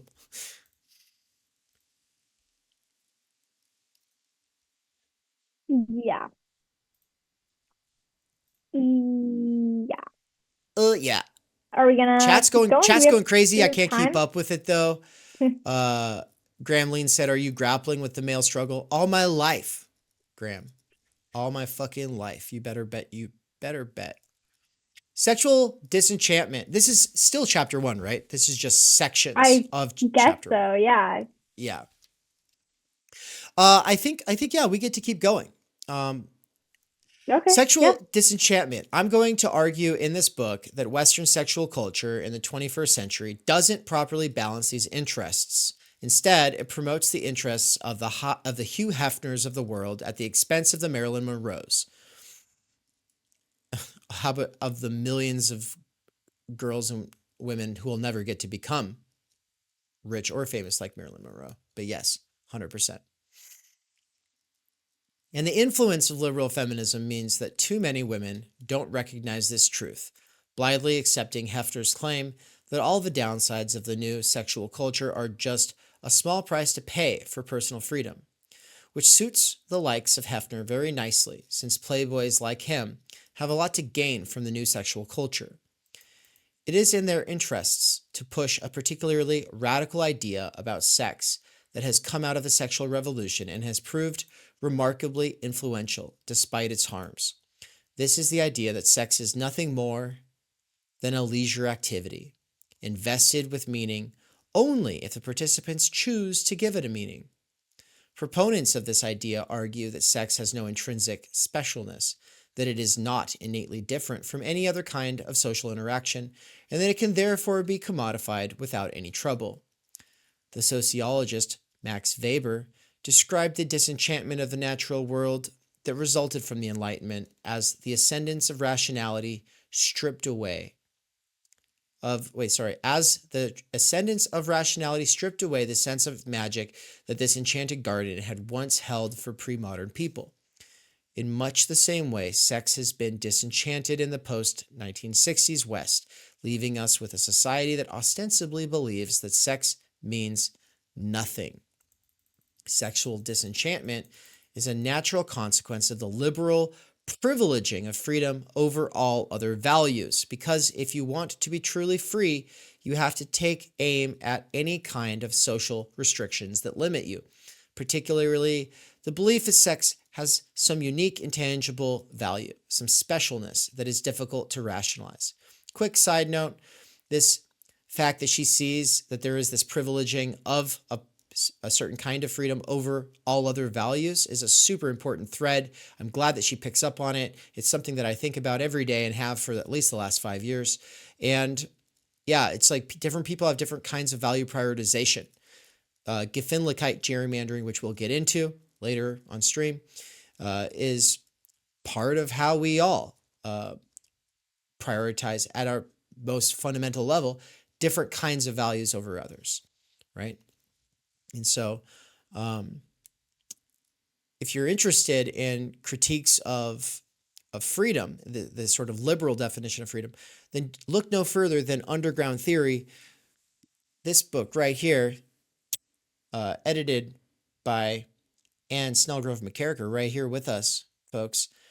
Todd McGowan's piece in here is about that, thinking about limitation as freedom and how Fichte and the German idealists, this was a big breakthrough for them. All right. From this belief in the specialness of sex comes a host of potentially unwelcome phenomena, including patriarchal religious systems. But when we attempt to disenchant sex and so pretend that this particular act is neither uniquely wonderful nor uniquely violating, then there is another kind of cost. So she's saying just because this opens the door for right-wingers to come in and say, I told you so, therefore we all have to become Eastern Orthodox incels. She's like, yeah, well, just because it opens that door doesn't mean we have to cower in silence in a corner and act like everything's okay. The cost falls disproportionately on women. Actually, I've read enough. I think it's your turn. Yeah. Yeah. The cost falls disproportionately on women for biological reasons that I'll come back to in the next chapter. And liberal feminists do seem to recognize this disproportionate impact, as demonstrated by the popularity of the Me Too movement, which began in earnest in 2017. This outpouring of rage and sorrow was evidence of a sexual culture that wasn't working for women. The stories that came out of Me Too included plenty of unambiguously criminal behavior, but there were a lot of women who described sexual encounters that were technically consensual, but nevertheless left them feeling terrible because they were being asked to treat as meaningless something that they felt to be meaningful. The boss who expects sexual favors as a condition of promotion, or the date who expects a woman to put out when he pays for dinner, are both more than willing to accept the principle of sexual disenchantment and thus view sex as a meaningless product to be exchanged on a free market. You suck me off, I give you some good of equivalent value. One student wrote, for instance, of hooking up with one of her peers. He slid inside me and I didn't say a word. At the time, I didn't know why. Maybe I didn't want to feel like I'd led him on. Maybe I didn't want to disappoint him. Maybe I just didn't want to deal with the let's do it, but no, we shouldn't verbal tug of war that so often happens before sleeping with someone. It was easier to just do it because we were already in bed and this is what people in bed do. I felt an obligation, a duty to go through with it. I felt guilty for not wanting to. I wasn't a virgin. I'd done this before.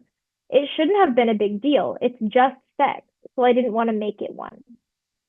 It's just sex summarizes the sexual disenchantment idea perfectly. This young woman wasn't beaten, she didn't get pregnant, and she actually quite liked the young man she had sex with, at least at first. So why did she experience the sexual encounter as such a big deal? Because sexual disenchantment isn't actually true, and we all know it, including the liberal feminists who expend so much energy on arguing, for instance, that sex work is work. You can tell because when it became clear that Harvey Weinstein had been offering women career opportunities in exchange for sexual favors, these same liberal feminists immediately condemned him, not only for the violence and threats he had used in the course of committing his crimes, but also for requesting sexual favors from his subordinates in the first place. I remember when we were reading this, when I was reading this or listening to it for the first time, and then when we were reading it together, that this point in particular was like, so powerful. And it really shows this contradiction between sex work is work, doesn't matter. I sell my body on OnlyFans, you sell your body to Jeff Bezos. What's the difference? Okay, if that's true, then a boss asking for sexual favors is the same as a boss asking you to go buy coffee. Oh, it's not the same. It's not the same. Like,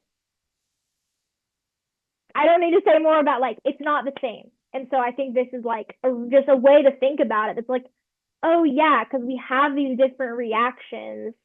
If it was just, no big deal, then yeah, a boss saying, oh, hey, can you suck my dick and I'll give you a promotion, versus, hey, if you plan the Christmas party, I'll give you a bonus this year. It's like, those are not the same requests. And so saying, oh, sex is just sex, it's just bodies, like that's not the same request. It's definitely not the same request. I just want to say what I know they would say back to see what you'll say. Go for it. They would say, that wasn't in the job description. And that's what you said when we were first talking about this. But women planning the Christmas parties isn't always in the job description, and yet they do it. Like, I don't know. Yeah, it's not in the job description. And yeah, a woman who like is like, oh, sex work is work. Like, she's actively choosing that. But I think it's just the point she's making here is that it's just sex. We all know that it's not just sex. And yeah, my example is not realistic, or this example is not realistic. And like the Harvey Weinstein, comparing that to like sex work is work. Yeah, it's not realistic, but it's to make you think that, why do I take these two examples, these situations to be so different? Because it's not just sex. I don't know. That's my response. Probably a bad argument, but no, something to think about. No, and it also, the whole contractualist consent is a contract sort of way of thinking is itself the perfect example of this kind of liberalism that she's talking about anyway. Rudy, I don't know about that one, man. So Rudy's saying, I'd like to add that the category of biology can already be understood as the process of mediation of nature in society, which also means disenchantment via enlightenment. And I think there was a reason for the necessity of this disenchantment. I worded that weird. There was a necessity for the disenchantment. Yeah, here's the thing. I like thinking about the body as a mediation of nature and society. Absolutely. I think that's great. But also, I don't like the leftist sort of structuralist way of downplaying, dismissing, and essentially washing the hands of something that is cultural and that people do have agency over, in, and about, right? It's like leftists are the shock troops of capital for liberalism. And this is a perfect example of it. Yeah. Leftists are the shock troops of capital for liberalism. And this is a perfect example of it. This sort of structuralist, deterministic, oh, well, see, it just had to be. Not only is it shock troops for liberalism, it's also, I would say, probably one of the prime movers of creating reaction. When you just take something that's like a real concern and then you go, oh, well, it's necessary. Cool. He says, I know we are in tension about this, Dave. Yeah, I know. But I just had to say it. You had to say it. I had to say it. Let's keep going. Yeah, I'll read the next paragraph, then I'm going to go refill my water. But it's fun. The next paragraph is like basically what we were just talking about. Sweet. There was an intuitive recognition that asking for sex from an employee is not at all the same as asking them to do overtime or make coffee. I've made plenty of coffees for various employers in the past, despite the fact that coffee making wasn't included in my job description, and I'm sure most readers will have done the same. But while it might sometimes be annoying to receive this request, no worker who makes coffee for their boss will expect to end up dependent on drugs or alcohol as a consequence. No one will expect to become pregnant or acquire a disease that causes infertility. No one will expect to suffer from PTSD or other mental illness. No one will expect to become incapable of having healthy intimate relationships for the rest of her life. Everyone knows that having sex is not the same as making coffee, and when an ideology of sexual disenchantment demands that we pretend otherwise, the results can be distressing can be a distressing form of cognitive dissonance. And liberal feminists don't have the conceptual framework necessary to resolve this distress. The Guardian's Jessica Valente, for instance, described the phenomenon of violating sex that doesn't actually meet the legal threshold for rape in a column written at the height of Me Too. It's true that women are fed up with sexual violence and harassment, but it's also true that what this culture considers normal sexual behavior is often harmful to women, and that we want that to stop too. By the way, I just want to point out that Louise Perry brings a whole kind of different sort of inversion to the discussion of Me Too, and it's really interesting. But an anthology of essays on the subject of Me Too, edited by Valente and published in 2020, demonstrates the inability of her brand of liberal feminism to respond properly to the problem she identifies. The contributors to the anthology all want sexual violence to end, and rightly so. And they're queasy about using the power of the state to arrest and imprison rapists, and they don't want women to have to change their behavior in order to avoid exposure to dangerous men, since even raising this possibility is regarded as victim blaming. Yeah, and the insane asylum end of the spectrum was just like believe all women, blah, blah, blah. And I used to be the try guy who would be like, oh yeah, well, if some innocent people get locked up, all for progress, you got to break some eggs to make an omelet, but you can only see so many people mishandle that cultural climate or use it to their advantage before you go, oh, okay, I'm an idiot. Yo, Kier, welcome to the chat. Great to have you here. I'm reading, Anna's just running downstairs. We've been reading chapter 1 of The Case Against the Sexual Revolution by Louise Perry. And it's been a great time. After this is over, I'm going to be doing something really special with Nance that I've been wanting to do for the last 2 years. And then after that, we'll have Hawes on to talk about Heidegger and why he matters for Marxism or Marxists or post-Marxists or post-leftists. And then, and I would also add Western Marxists or Eastern Marxists, since we kind of are very different when it comes to that kind of stuff. And then after that, we'll see if we can get Drunk Mikey back on stream. We'll see if we can't summon him. If we can't, he'll drop in sober to say, happy birthday. Rather than propose alternatives, vigilante justice, anyone? The writers avoid contending with difficult questions at all. They limit themselves to milquetoast ideas such as helping men to overcome their masculine insecurities, Tara Duckett, or creating community spaces in which perpetrators can seek healing and justice, Sarah Deer and Bonnie Claremont. Contributors such as the campaigner Andrea I. Pino Silva write of the need to talk seriously about ending sexual violence, but propose nothing more concrete than workshops on university campuses that, among much else, celebrate and empower queerness. Pino Silva believes that such workshops won't work unless they also tackle every form of oppression under the sun, from colonialism to biphobia. That's right, everybody.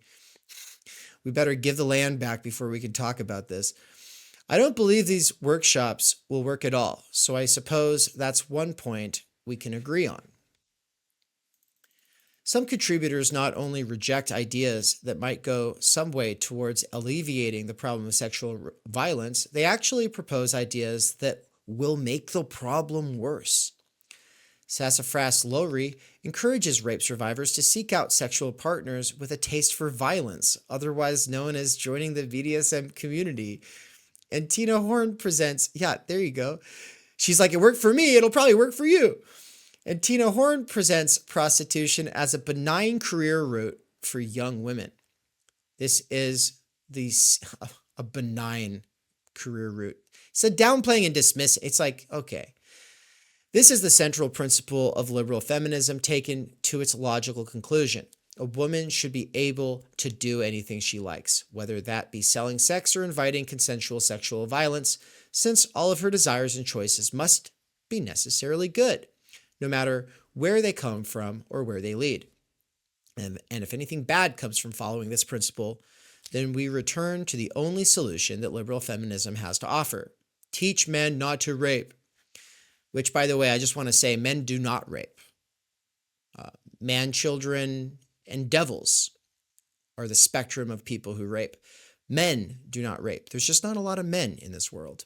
And that's right, that's a normative gendered statement, which I believe that's all that gender actually is, guys. Anyway, yeah, teach men not to rape. Ooh, yeah. How about you teach... How about you teach people that men are not the same thing as rapists? Boom. Boom. But then what else can liberal feminists advise? They have made the error of buying into an ideology that has always best served the likes of Hugh Hefner and Harvey Weinstein, his true heir. And from this they derive the false belief that women are still suffering only because the sexual liberation project of the 1960s is unfinished, rather than because it was always inherently flawed. Thus, they prescribe more and more freedom and are continually surprised when their prescription doesn't cure the disease. This fact becomes clear when we look at the 21st century university campus, where the gospel of sexual liberation is preached loudest, and where BDSM societies and sex weeks are the new normal. At the beginning of term, freshers are given a lecture on the importance of consent and sent on their way with I Heart Consent badges and tote bags. The rule they're taught is simple enough. With consent, anything goes. And yet this simple rule is broken again and again, both through rape and through the more subtle forms of coercion that so many women recounted during Me Too. Right? Like just at our own university, every student has to take two little online workshops their freshman year. One is alcohol awareness and like alcohol poisoning awareness, which I'm glad I knew the signs of for one individual in particular. But Not me. not no, a roommate. And the second one is like a sexual assault awareness and consent and all that stuff, and it just ends in like girls walking groups and guys don't do it. But then time and time again throughout the semester, they send out. I don't know if this happens at every university, but they send out like a timely warning, and they report, or when someone reports an incident on campus, they send an email basically saying what happened and where it happened, and if you have information to come forward. And then it says, reminder, the only person responsible for this is the rapist. And then it's like, yeah. And then it happens again. And it, for years, I can probably go through my email and look at how many of those emails I've gotten over the course of my association with this university. And that's just the ones that are reported. And they're just like, no, we did our due diligence. We told them, don't do it. Anyways, I digress. I wanted to ask you. Doing. Yeah. Did you see Matt Walsh did a thing on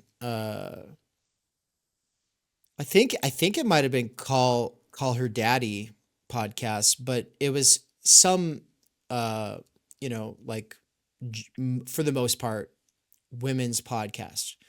I think I did see the clip you're referring to. We don't watch Matt Walsh often, but I think this was one that we both. The algorithm found together, yeah. The algorithm can find us sometimes. Yeah, what do you remember about it? Basically, she went to Paris and then ends up hooking up with this guy. But even before it started, she was thinking she didn't want to do it, but she went along with it because she kind of was like, oh, I should. And so she had all these mixed feelings about it. And of course, Matt Welsh is like, see, this is what happens when people lose their conservative Christian values. And so, I mean, it's like he's dumb. But what he's pointing out is like, this is a normal kind of conversation to overhear at the coffee shop. And I would say, like, oh my God, for the last 10 years, that's the case. Like in a blue city, every time, like, okay, 8 out of 10 times we go to the coffee shop and we overhear some conversation about consent and boundaries and being poly, and like, without fail, folks, go to your local coffee shop, go to your local liberal coffee shop with the pride flag up, and you will hear this conversation. I could pump out this conversation and use all the words like an AI could. How many times have you heard this conversation? I'm at this point now where if I was like trying to figure out what to do for a research project for like a master's or a doctorate, and I had like the institutional support and whatnot, I would want to just like study the discourses you hear in certain spaces. And just like coffee shops would be one of them. It doesn't have to have the rainbow flag. Like Push and Pour isn't like that. Goldie's isn't like that. Of course, the Flying M is like that. The District is not like that. But what's the same is that in all cases, there's like 3 kinds of people. There's the Bible study groups, either all male or all female, or sometimes mixed. Those are the progressive ones. There's the Bible study groups on the one side. And then there's we're talking about boundaries and poly and trauma and exes and date regrets and just, it's like these are the 2 cultures. But then there's always like the third kind of person, a much better kind of person, a kind of person who watches Theory Underground streams and thinks deeply about these kinds of things. It doesn't fit into those 2 boxes, of course. Yeah. Anyways. No, they're usually old conversations, like based old men, like so that's the third kind. The rule they're taught is simple enough. With consent, anything goes. And yet this simple rule is broken again and again, both through rape and through the more subtle forms of coercion that so many women recounted during Me Too. Few liberal feminists are willing to draw the link between the culture of sexual hedonism they promote and the anxieties over campus rape that have emerged at exactly the same time. If they did, they might be forced to recognize that they have done a terrible job in advising inexperienced young women to seek out situations in which they are alone and drunk with horny men who are not only bigger and stronger than they are, but are also likely to have been raised on the kind of porn that normalizes, where'd it go? Oh, porn that normalizes aggression, coercion, and pain. But in liberal feminist circles, you're not supposed to talk about the influence of online porn or BDSM or hookup culture or any of the other malign effects of our new sexual culture, because to do so would be to question the doctrine of sexual freedom. So young women are forced to learn for themselves that freedom has costs, and they are forced to learn the hard way every time. And that's true. That's true. Even if not every woman has been textbook sexually assaulted or raped. Like, on the one hand, most women have been, weird stuff happens in public, but I think the just regret or feeling of coercion, most women experience that. This is where I want to bring back in the socioanalytic point that I've been expounding on in my lectures over the last couple of months for critical social theory. When Bourdieu talks about how changing a group's self-image can cause changes in the physiological organisms of the individuals belonging to that group. And of course, I don't know what research he's thinking of, and I've not been able to find it yet. He makes that comment, and I'm like, that's deep and fascinating, and I want to know more because, of course, when we want to think about Adam Curtis and Edward Bernays to Joseph Gödel's and the propaganda model, Chomsky, Haight Inc., Taibbi, when we want to think about this stuff and the post-class fractured mass, medium is the message, all of this, there is a war over group self-image, getting people to see their group and its self-image differently. Oh, you should be ashamed of yourself or you should be proud of yourself. And don't forget, you, properly speaking, belong in this group. And this is your true identity. You are white. You should feel proud or you should feel ashamed. Like this kind of, there is this propaganda war over a group self-image and trying to get individuals to see themselves as belonging to that group. And then there's going to be, of course, different arguments about the narratives on both sides in that simplistic example about how that can be managed. What I'm trying to get at, though, I want to bring it back to men don't rape. Not teach men not to rape. No, men don't rape. I'm saying this as an analytic truth, an analytic a priori truth. I'm just defining things that way. I get it. It's a normative value judgment. I get it. I'm doing not descriptive hardcore theory here. I'm just doing what people do with gender, which is generalize about sex in a prescriptive way. Okay. And in doing so, I am saying, yeah, men just don't do that. And so insofar as you may have done that or thought yourself capable of doing that, that's that part of you that's immature. That's the part of you that is a product of arrested development and corruption, right? Failure to rise above your status of worm to reptile, right? That's what we're talking about. And of course, I'm not saying there's a strict there's no route forward for that person to become mature. No, I'm not saying anything like that at all. But I want to bring it back to the group self-image. Sociology's played this role in making it men are like this. Most men think this way. And in a sociology class, I was told that most men, if given the chance, will rape. And then they use the statistics gathered from a couple of college campuses First of all, I didn't get to see the research instrument they used. I don't know how rigorous it was. I don't know what kinds of questions they led with. I don't really know any of that stuff. Most of these sociological studies that make headlines and big time waves like Stanley or is it the Stanley Milgram? Yeah, these fall apart. They fall apart over time. You find out there was a bunch of other stuff going on. The Stanford prison experiment's a great example of it. People tried to act like it taught us something deep about human nature. It doesn't teach us anything about human nature. It teaches us about what happens when you give a bunch of graduate students instructions to act like bullies, and then you go around and you tell the general public that you didn't do that because you actually didn't give them any instructions when you did. Okay, cool, great. We'll run with that. That doesn't help us.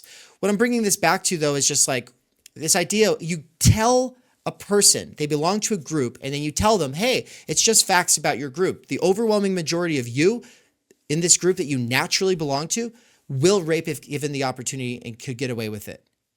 Wow, profound.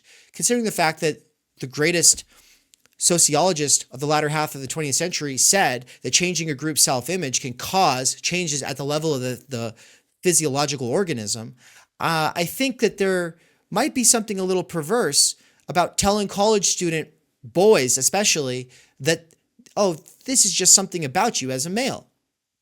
And then, of course, expanding that to like, oh, this is something about men, right? It's just really, really bad gender ideology. Yeah, it's the same thing as, oh, you're a white person, you're born benefiting from the systems of white supremacy and have racism to your bones is like what some of the extreme versions of that say. And it's just like, if we said the equivalent about any other group that wasn't white people or men or cisgender people who have historically been privileged and not been oppressed and benefit, blah, blah, blah.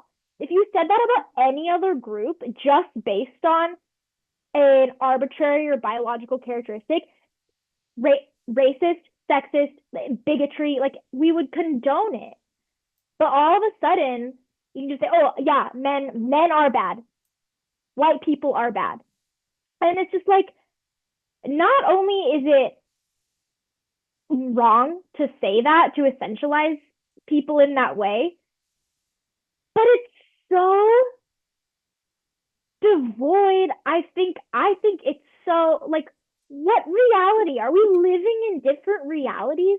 It just shows like how much of an echo chamber that people are living in. I think the election reactions especially just went to exemplify like the echo chambers that people on both sides are finding themselves in. And it's like, have you ever talked to someone who's not on your side? Have you ever like this widespread white supremacy, and maybe I'm just so privileged that I don't have to see it or experience it. But it's like, I'm looking. I've worked at so many different places just in the last 6 years, in liberal like theater spaces, in Amazon warehouse, in that's like sales. Like you and I have made the rounds. I'm not seeing this widespread, horrible male dominant patriarchy and it's horrible white supremacy. And we're in Idaho. This is supposedly the bad state. We go to North Idaho, which is supposedly where it's really bad. I don't see it.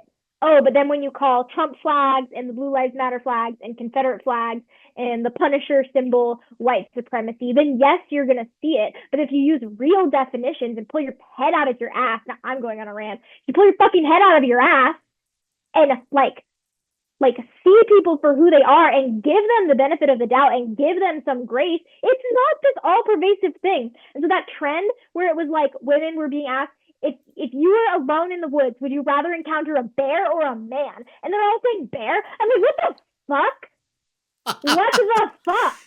It's virtue signaling. It's virtue signaling. You've never met a good man in your life.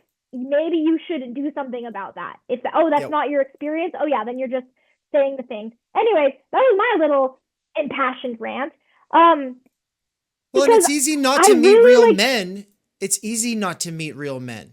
in your life, It is. because everyone's been age segregated into little peer Mm-hmm. groups, and so like women are surrounded by man children, or like these little man boys. Yeah. Yeah. And I think like ultimately it just comes down to like assuming the worst intentions in an individual, assuming that people are bad by nature, I think is so wrong and twisted, not just like from this realistic impassioned version, but I think like morally and ethically speaking, that's not how we should be approaching fellow people. We obviously have to use caution and judgment, and I just have to be aware of my surroundings more as a like that's my Mm-hmm. reality. But I don't get a like in the same way that I think some people are, and I'm just like, what are you experiencing or seeing? Like I genuinely want to know what I am missing, or if people are just reading into things. Anyways, Uh, thank you. and Thank you for coming to my TED Talk. and everybody's Yeah. talking about how shitty your microphone is, and No. don't worry, it doesn't ruin your any look. Your the semantic content of your statements has gotten through just fine. But Kier brought it up. She said, "It sounds like you're inside of a tin can." And Graham Lean said, "Palming off Anne with the shitty mic is patriarchal behavior, Dave." And It's me, guys. It's my Apple AirPods that are supposed to have good microphones. Hold on, hold on. the real patriarchal. No, we can't hear you now. You'd have to change the setting in the mic on Zoom there. If you click the little caret on the microphone Okay, is button. that better? Just my little shitty Windows laptop. Like I got these AirPods in my little Captain America. I got the AirPods because they're supposed to have high quality microphone. Yep. Also, my AirPods just have a hard time connecting to this laptop. That's so funny. Yeah. Um, It's really too bad. I just wanted to say, though, Kier said that we should get you a microphone. I know. And let I me need read a the question. proper. It said we should get Anne a new microphone for Christmas. And guess what I said, everybody? I said I just added a mic to our wish list, and then I shared the link to the wish list. The wish list is both my birthday list. It's also the Theory Underground anniversary list. And now that the microphone is on there, it's also for Anne. And so, oh, and Daniel Garner got me a gift card to steakhouse. Oh, Yeah, so thank you, Daniel Garner. That's amazing. Thank you. That's awesome. And I only know that because he told me. If you purchase it off the list, I don't get a notification. So please let me know if you want me to know. Anyway, we all know that Anne is pretty, but you're not supposed to say that because that's a little weird and kind of blows up the spot. So I'm going to go ahead and put you in timeout, mister. Let's get back to it. okay. This book gets me fired up. This conversation gets me fired up. I don't think I've ever been so like publicly fired up. And partly I'm just like coming out of the other end of a semester with whatever and being in the sociology department again. I have thoughts, I have feelings, and I need to talk about them. But yeah, like I knew. I'm coming mask off in a sense. I think for the last year I've been like hesitant to come on a stream and be very public about these positions. And I could just be a today thing also. Like I'm feeling riled up. I'm feeling like passionate and angry about this stuff. I'm not seriously angry, but especially in the wake of the election results, I'm like, and the feminist reactions that are coming from that. I can't do it.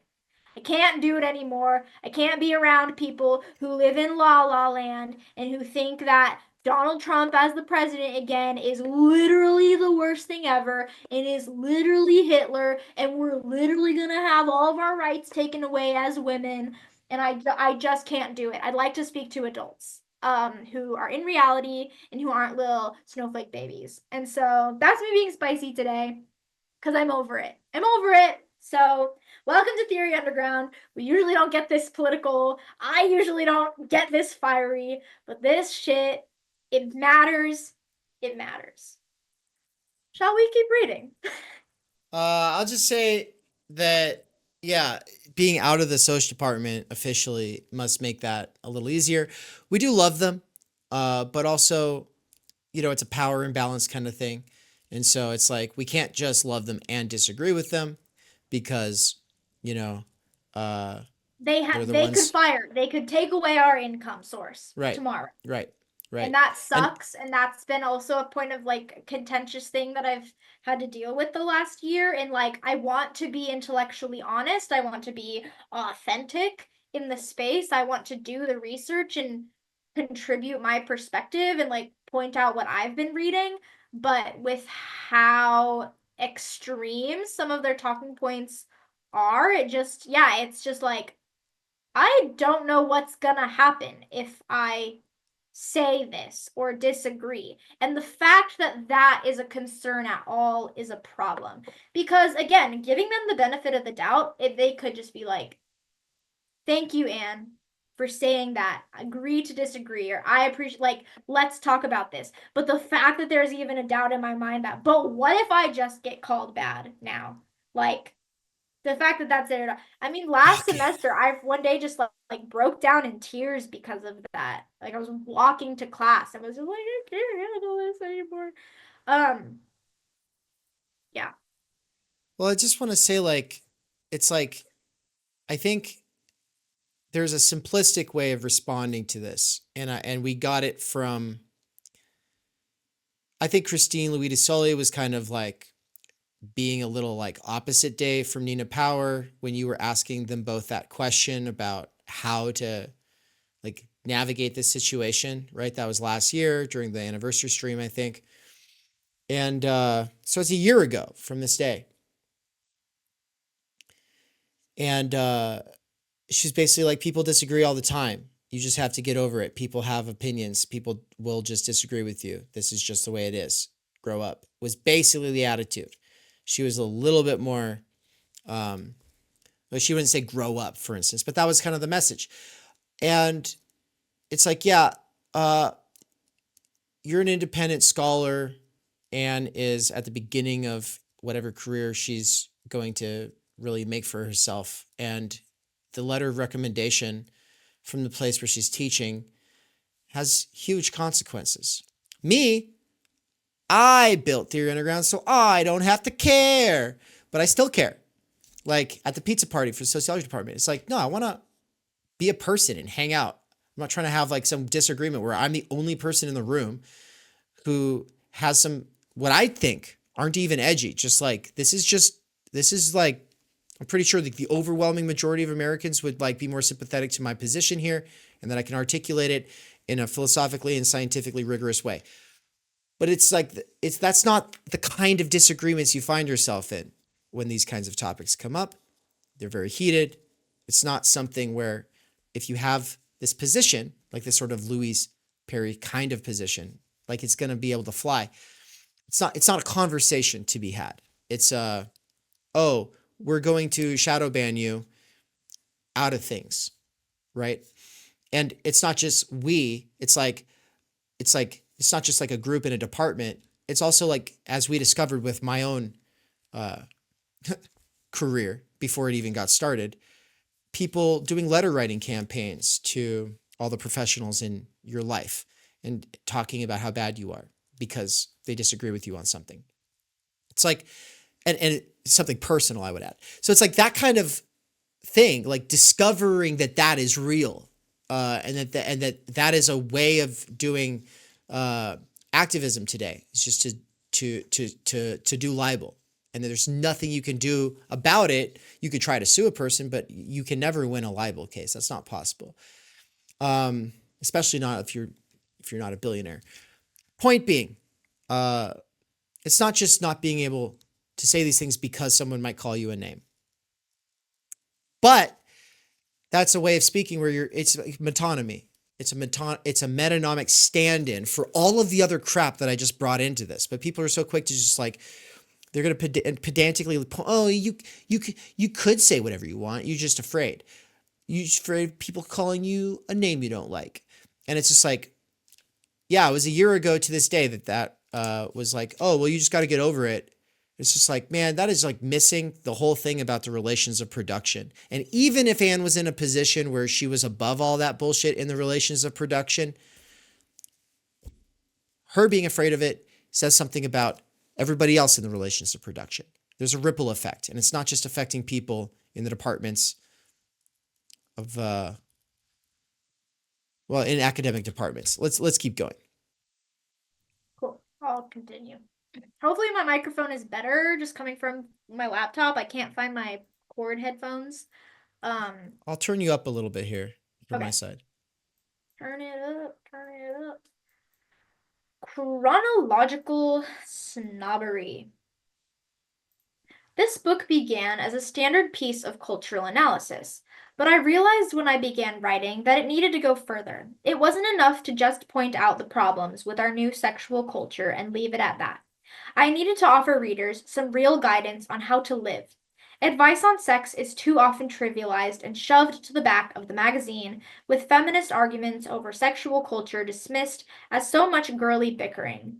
But what we've connected with here is not only the most important relationships in most people's lives, but also the continuation of our species. So when I chose the title of this chapter, I was thinking not only of the problem of sexual disenchantment, but also of the role of the advice columnist, who is rarely taken as seriously as she should be. Having sex should be taken seriously, and so should talking about it. It's a serious matter. The advice I'm offering applies almost exclusively to heterosexuals, particularly heterosexual women, because the effect of the sexual revolution on relations between the sexes is the subject of this book. And none of it is groundbreaking. Anyone who has spent enough time living in the world and learning from her mistakes should be able to cobble together a set of rules that look much like mine. But while a lot of my advice will seem like common sense to most older readers, my experience of talking face to face with men and women under the age of 30 is that it is shocking enough to make a person's jaw drop, literally in several cases. I would probably have been just as shocked a decade ago. But I didn't know any of this when I was a younger woman. I thought, stupidly, that I understood life better than anyone else, as teenagers typically do. And I realized my mistake only years later, having learned the hard way and having watched my friends do the same.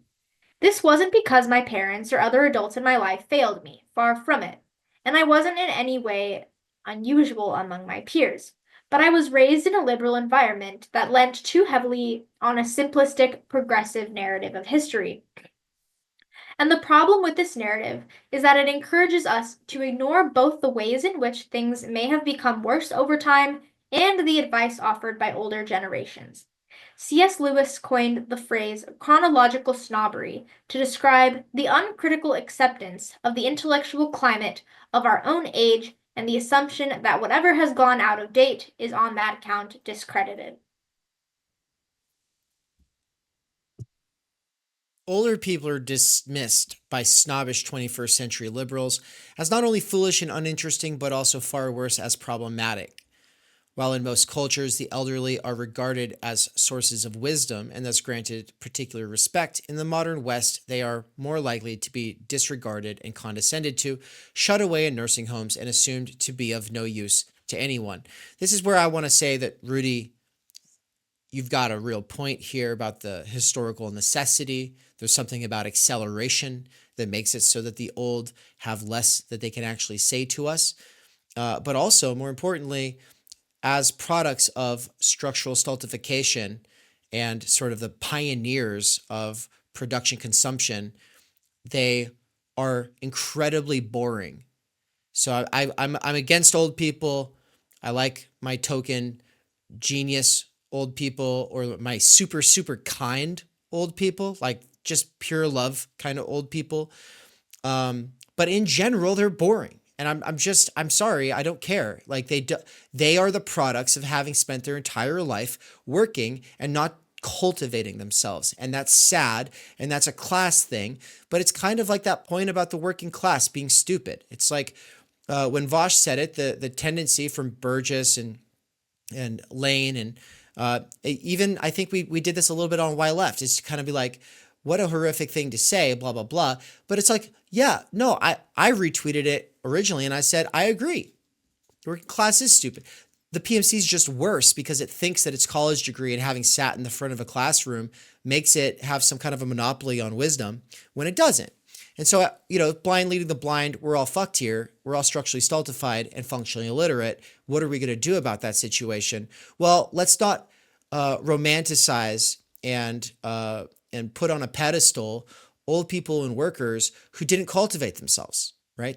The general tendency is like, they're sweet, you can stomach it to a certain extent. Like, let's talk about some basic things. Look, if you can get a good history lesson out of it, that's fantastic. But at that point, you're not talking about a normal person, right? Like my friend Gideon, he was 85 when he passed away a few years ago. Absolutely amazing treasure trove of stories that have changed my life. Absolutely. And I hope to, over time, introduce a lot of you to some of those stories that he told me, because it had a profound impact on me. But he's not your average kind of old person. He spent like 20 years with Rastas, and when I met him, he would just like spend the afternoons sitting in his car smoking pot. He's not your typical old guy. Okay. At the end of the day, if you want to be an interesting old person, there are many routes. One of them might be philosophy and the humanities more generally.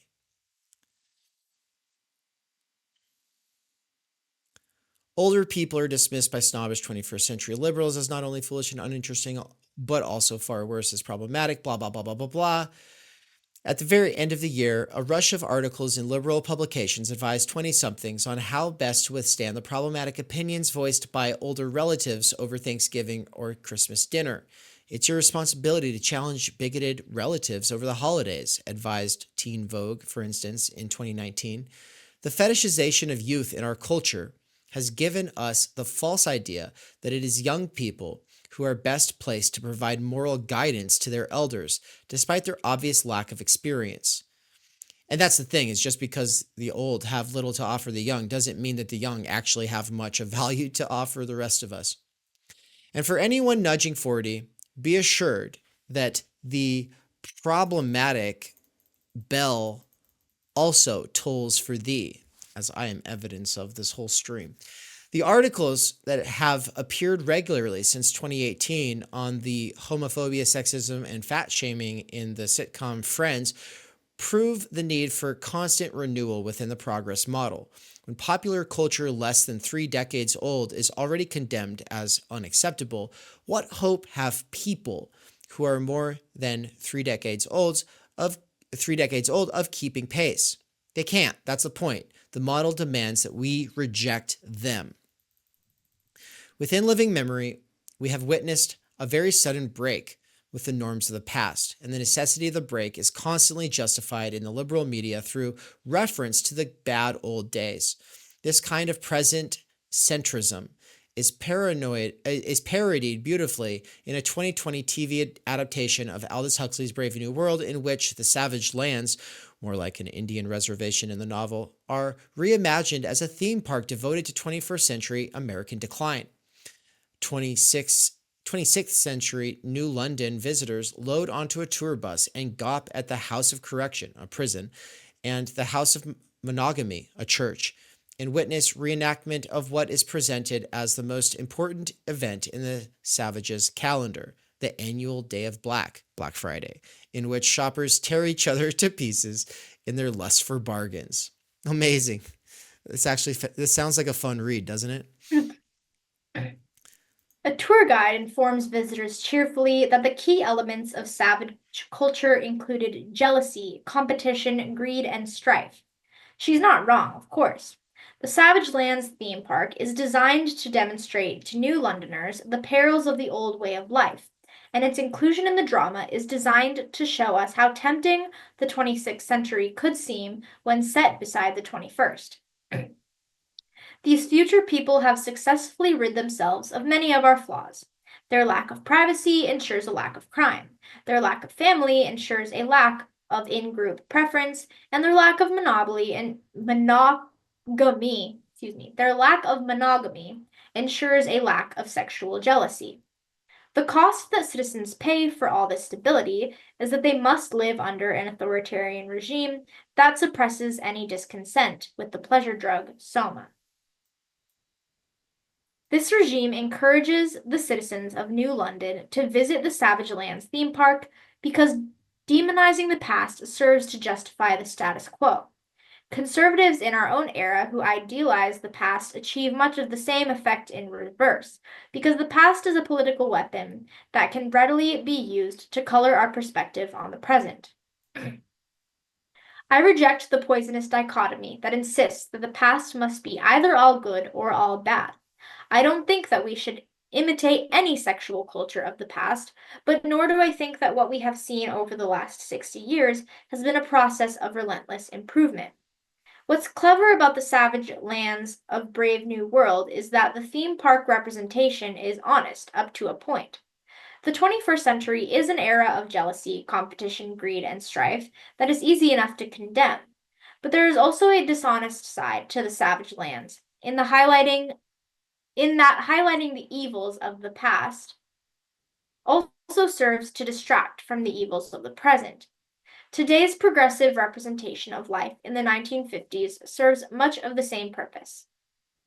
In 2016, an extract from the 1950s home economics book offering tips to look after your husband went viral on social media. The housewife was advised that when her husband got home from work, she should have dinner on the table, her apron off, and a ribbon in her hair, and that she should always make sure to let her husband talk first. This advice was not unusual for housewife manuals of the time, or indeed those of earlier. I want to show a clip if I can find it quickly.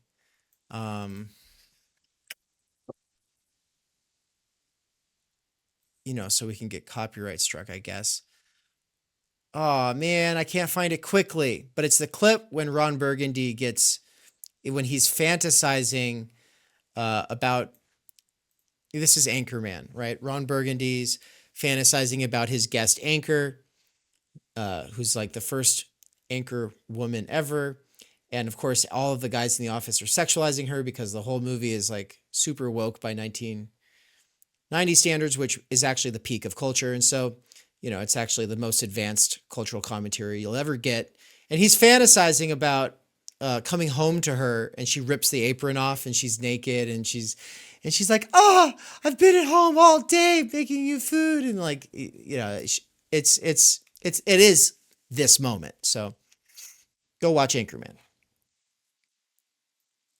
Anyways, this advice was not unusual for housewife manuals of the time, or indeed those of earlier eras, all of which advise women to make their housekeeping look effortless, hiding grime and exertion from their menfolk. Yeah. How much longer does this go? I want to read it all day, but I also want to do something with Nancy here. So let's see. Can we get to the end of the chapter? Yeah, we're almost at the end of the chapter. Okay, we're so close. Okay. Let me close this out. I'm having fun. You're gonna keep talking. I might go take a nap after this. I woke up really early, and I put on my apron, and I made some banana bread, and I did the dishes. No, I didn't have time to do it yesterday. How reactionary we think now. How stupid and backward. But then take a look at a sample of Cosmopolitan magazine guides published within the last decade. 30 ways to please a man. 20 ways to turn on your man. Or how to turn him on. 42 things to do with a naked man. This last guide includes rim him and dole out some flavored lube. In what sense are these guides not encouraging precisely the same degree of focus on male desires, except in this case, it is sexual pleasure rather than domestic comfort? The only difference I can see is that the arse licking is now literal. Ooh. Women are still expected to please men and to make it look effortless. But while the 1950s angel of the house hid her apron, the modern angel of the bedroom hides her pubic hair. This waxed and willing swan glides across the water, concealing the fact that beneath the surface she is furiously working to maintain her image of perfection. She pretends to orgasm, pretends to like anal sex, and pretends not to mind when the friends with benefits arrangement causes her pain. I've spoken to women who suffered from vaginismus for years without telling their partners that being penetrated was excruciating. I've also spoken to women who have had abortions after hookups and never told the men who impregnated them because, while sharing the inside of their bodies was expected, revealing the inconvenient fact of their fertility felt too intimate. We have smoothly transitioned from one form of feminine subservience to another, but we pretend that this one is liberation.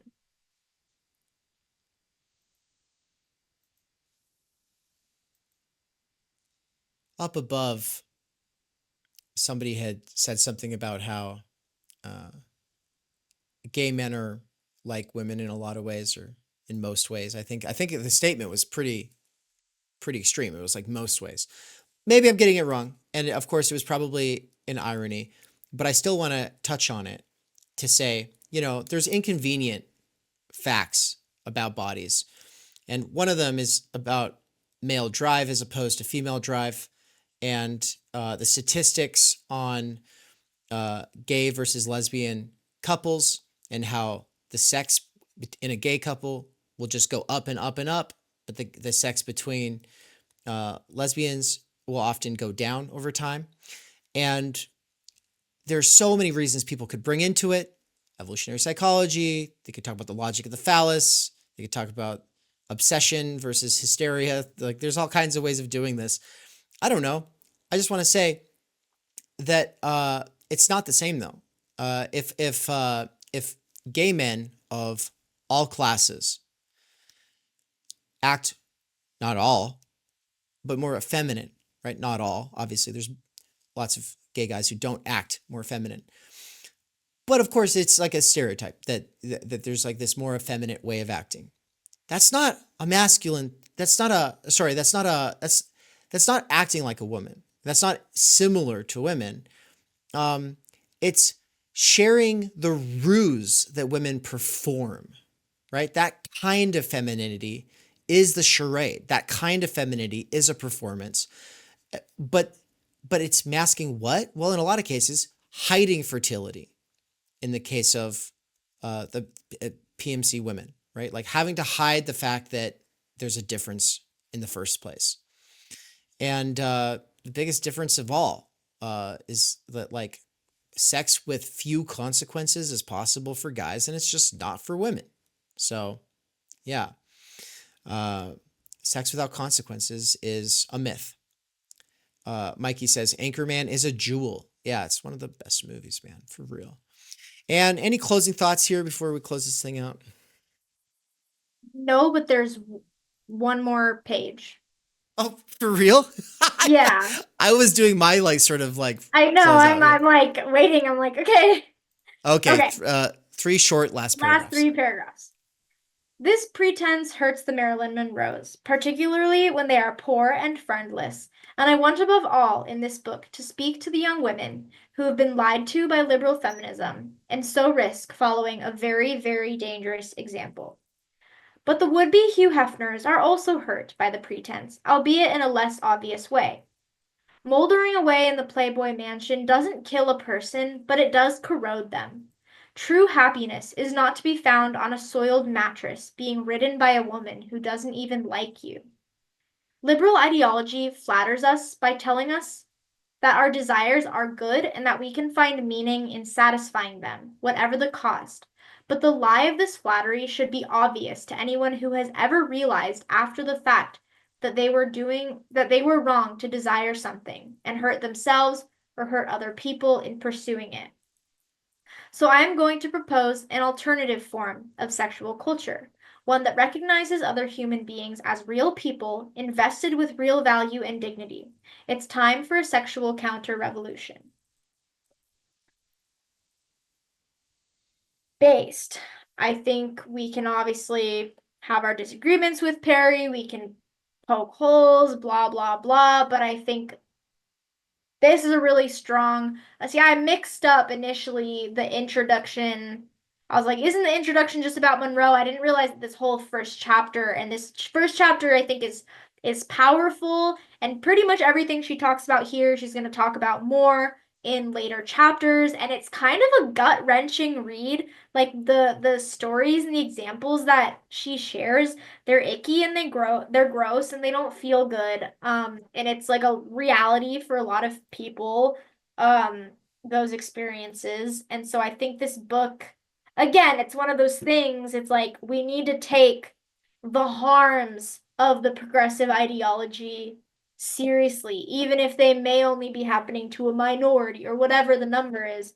Like, it matters to talk about. And so I think Perry, in writing this book and taking on this challenge, of challenging the sexual revolution, is doing something really important and raising something really important into the conversation, that just in all of it, in all the cultural stuff, like the conversation about sex and gendered and sexed differences and bodies, all relates back to some conversation about, well, what is the good life and what does it mean to be human, and what do we owe each other, and how should we treat each other and be with each other, and how should we be with ourselves, and like it all connects back. And so I think this one is really an important read. It's actually at my last day of class, I challenged all my students. Like, I took this kind of critical media theory approach to my class this semester, and I challenged everyone to read a book over winter break, and they all have been assigned to read a book of their choosing from a list I curated. And so I actually have a couple of students this semester who read The Case Against the Sexual Revolution, which is kind of crazy. Now that I'm reviewing it, I'm like, oh shit. But this was a book that I recommended, and like the books from that list that I personally really like, I left them with this one. So who knows, maybe some more. It's just, yeah, it's one of those books that even just like even a normie liberal who's never thought about this stuff, who might disagree with 90% of it, I think there are ideas that if we take seriously, we can reduce harm. Like harm reduction, again, one of those words that's, it doesn't mean much anymore and is so overused seemingly, but it's like, no, like they're actual, like I said earlier, they're actual people being affected by these behaviors. And so if we can mitigate some of the harm and the gross feelings and the abortions and all that goes with it, all the messy, dirty grossness that comes with this topic, which is hard to talk about, but it's like Perry knows that, and I think it's important that she is talking about it and that we do talk about it and confront it and talk about bodies and sexuality and desire in like a very serious way. The cultural moment, I think it's a book worth taking seriously and taking seriously the issues that Perry raises. So I'm glad I'm going to read this. I'm glad that you chose this one today. Yeah, thank you. Well, you said that it was getting you all fired up, and it's my favorite thing when you do get all fired. I mean, it's not my favorite thing. There's so many things that I love about you, but it's just one of those fun things to have a, kind of fiery stream with you, and it helps people kind of understand our dynamic, I think, a little bit better. Of course, there's this whole other side of us that's not like this at all, but this No. But this is an aspect of things that we think about, that we care about, kind of coming out and talking about it now that you're done teaching there. Anne couldn't talk about this stuff when she was teaching there. Now she can. And now she's coming in behind me. Hey. Yeah. So my closing thoughts then, I want to say, Evan Wells said, wow, Anne's class is probably the only class in the United States where Perry has been read by a student ever. LOL. My class is probably one of the only classes at the university at a 100 level where I made them read one book. I'm going to be so for real. But thank you. But yeah, I gave him a whole list of books that range from Reclaiming Conversation by Sherry Turkle. Timenergy was on the list. I got students reading Timenergy. Nickel and Dimed by Barbara Ehrenreich, Fear of Falling, but like all these books that were kind of in our CMT and CDT lectures that I thought tangentially related to sociological communication, talking about the media or gender and blah, blah, blah. I'll put them on the list. So yeah, I do have some students reading. I've got students reading Nina, What Do Men Want? Like, I let them choose. I put a lot of options on there. Bullshit Jobs, someone's reading. Like, it's pretty cool. Pure Death Drive. Pure Death Drive. Yeah, but Nina on a Yeah, list. I don't care. You do, but you don't. I do, but I don't. Yeah, Like, I get it. real sociology is going to tarry with those different perspectives and is going to allow space for them. And I also, it's like trying to toe this line between, okay, I don't just want to be like, I didn't want to just teach one side. And so I did a lot of like looking at cultural debates, especially in like my gender and race weeks, where it was like, here's the current cultural debate. These thinkers and these people say this. These thinkers and these people say this. Isn't it interesting how the medium creates this polarized divide and people talking over each other, and the other side is Hitler discourse? Like, that was the extent of my getting political, at least in gender and sex terms, because the rest of the course was talking about propaganda and consumer society and cool stuff. It was a really fun class. I do wish I was teaching again next semester, but I'm gonna go be a farmer. That's right. We're gonna go be farmers. Much more that we'll share on that later. I wanted to actually show this clip, and I don't think you've heard it, the TA being reprimanded for showing Peterson debate, like in class, because I think it's a perfect example of how what you're describing could get you called in and grilled, like by these Title IX people. Great. I love this. Great. Yeah. Isn't it awesome? Bring it on. Should I go back to my laptop? It's Lindsay Shepherd is the name of the woman. Yeah, you can listen to it. Jacob asked, is Anne bouncing or sticking around for the next chunk of the stream? Well, she's going to nap, but could you make me coffee really quick? Yeah. I really want more. Yeah. I liked it. You made me some earlier. It was really yummy. Yeah. That was Yeah, she's making these Americanos that are so much better than what I've been making, which are like French press, but like the grounds don't work. Right, yeah. They don't work for it because they're too fine.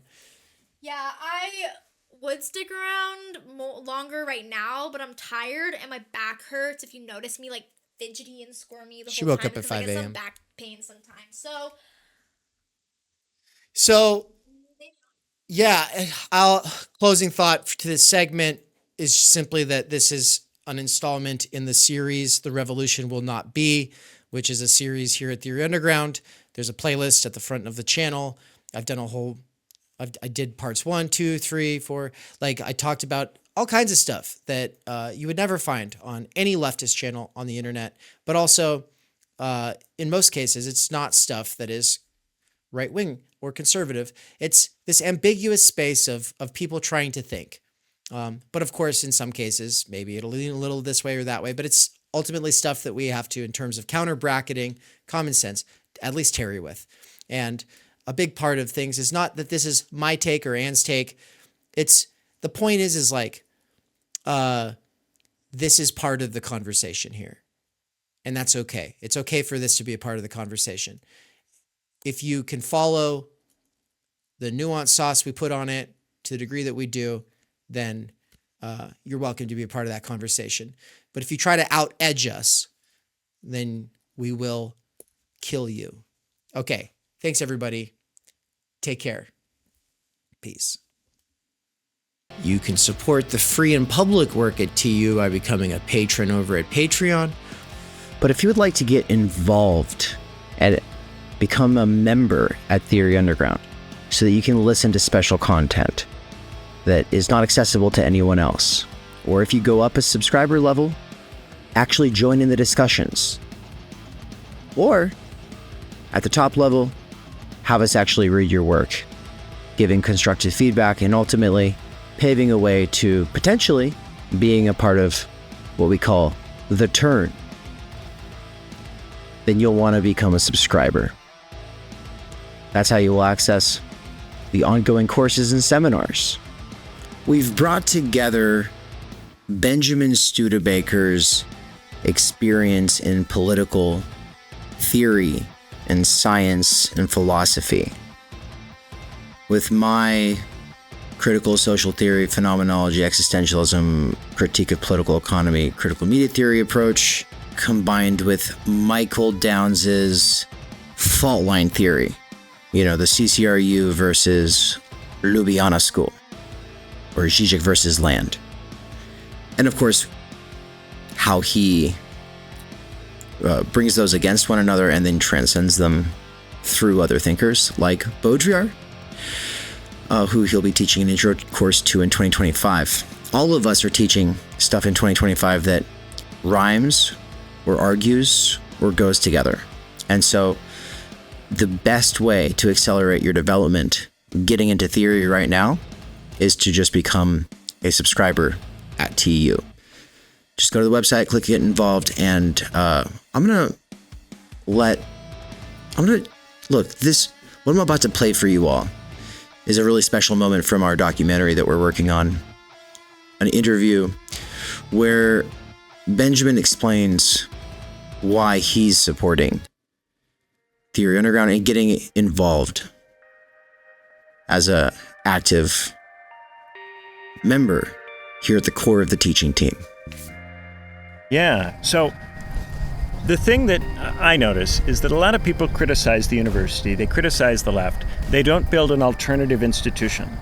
They will go, the university sucks, but you know what's great? Substack and Patreon and YouTube, and they'll lean into that. But that is a negation, right? You guys don't do that. You guys are interested in sublating the university within the newly emergent media. Or you could frame it the other way, sublating the newly emergent media within the university, right? And so this, of course, will ultimately lead, if you take it where it goes, to a question of institutions and having actual economic, social role possibilities for theorists. This is the critical crisis, which is that there are still some very bright, very well-educated people, but they are not able to replace themselves. And because most of them have university positions, their level of interest in replacing themselves is to some degree compromised. Yeah. They don't have to worry that much about themselves. They don't have that much stake in it because they're already set up. However, because you aren't in the underground, you have some potential of being able to actually create an institution or structure which makes it possible for people to do theory in the future. This is something that, as far as I can tell, only you are doing. The thing about freeing Mikey from wage labor, this idea not only that your channel would free you from the Amazon job, but that this could grow in such a way that it could provide spaces for multiple people, and then those multiple people could interact in the way that they would in a monastery or in a university department.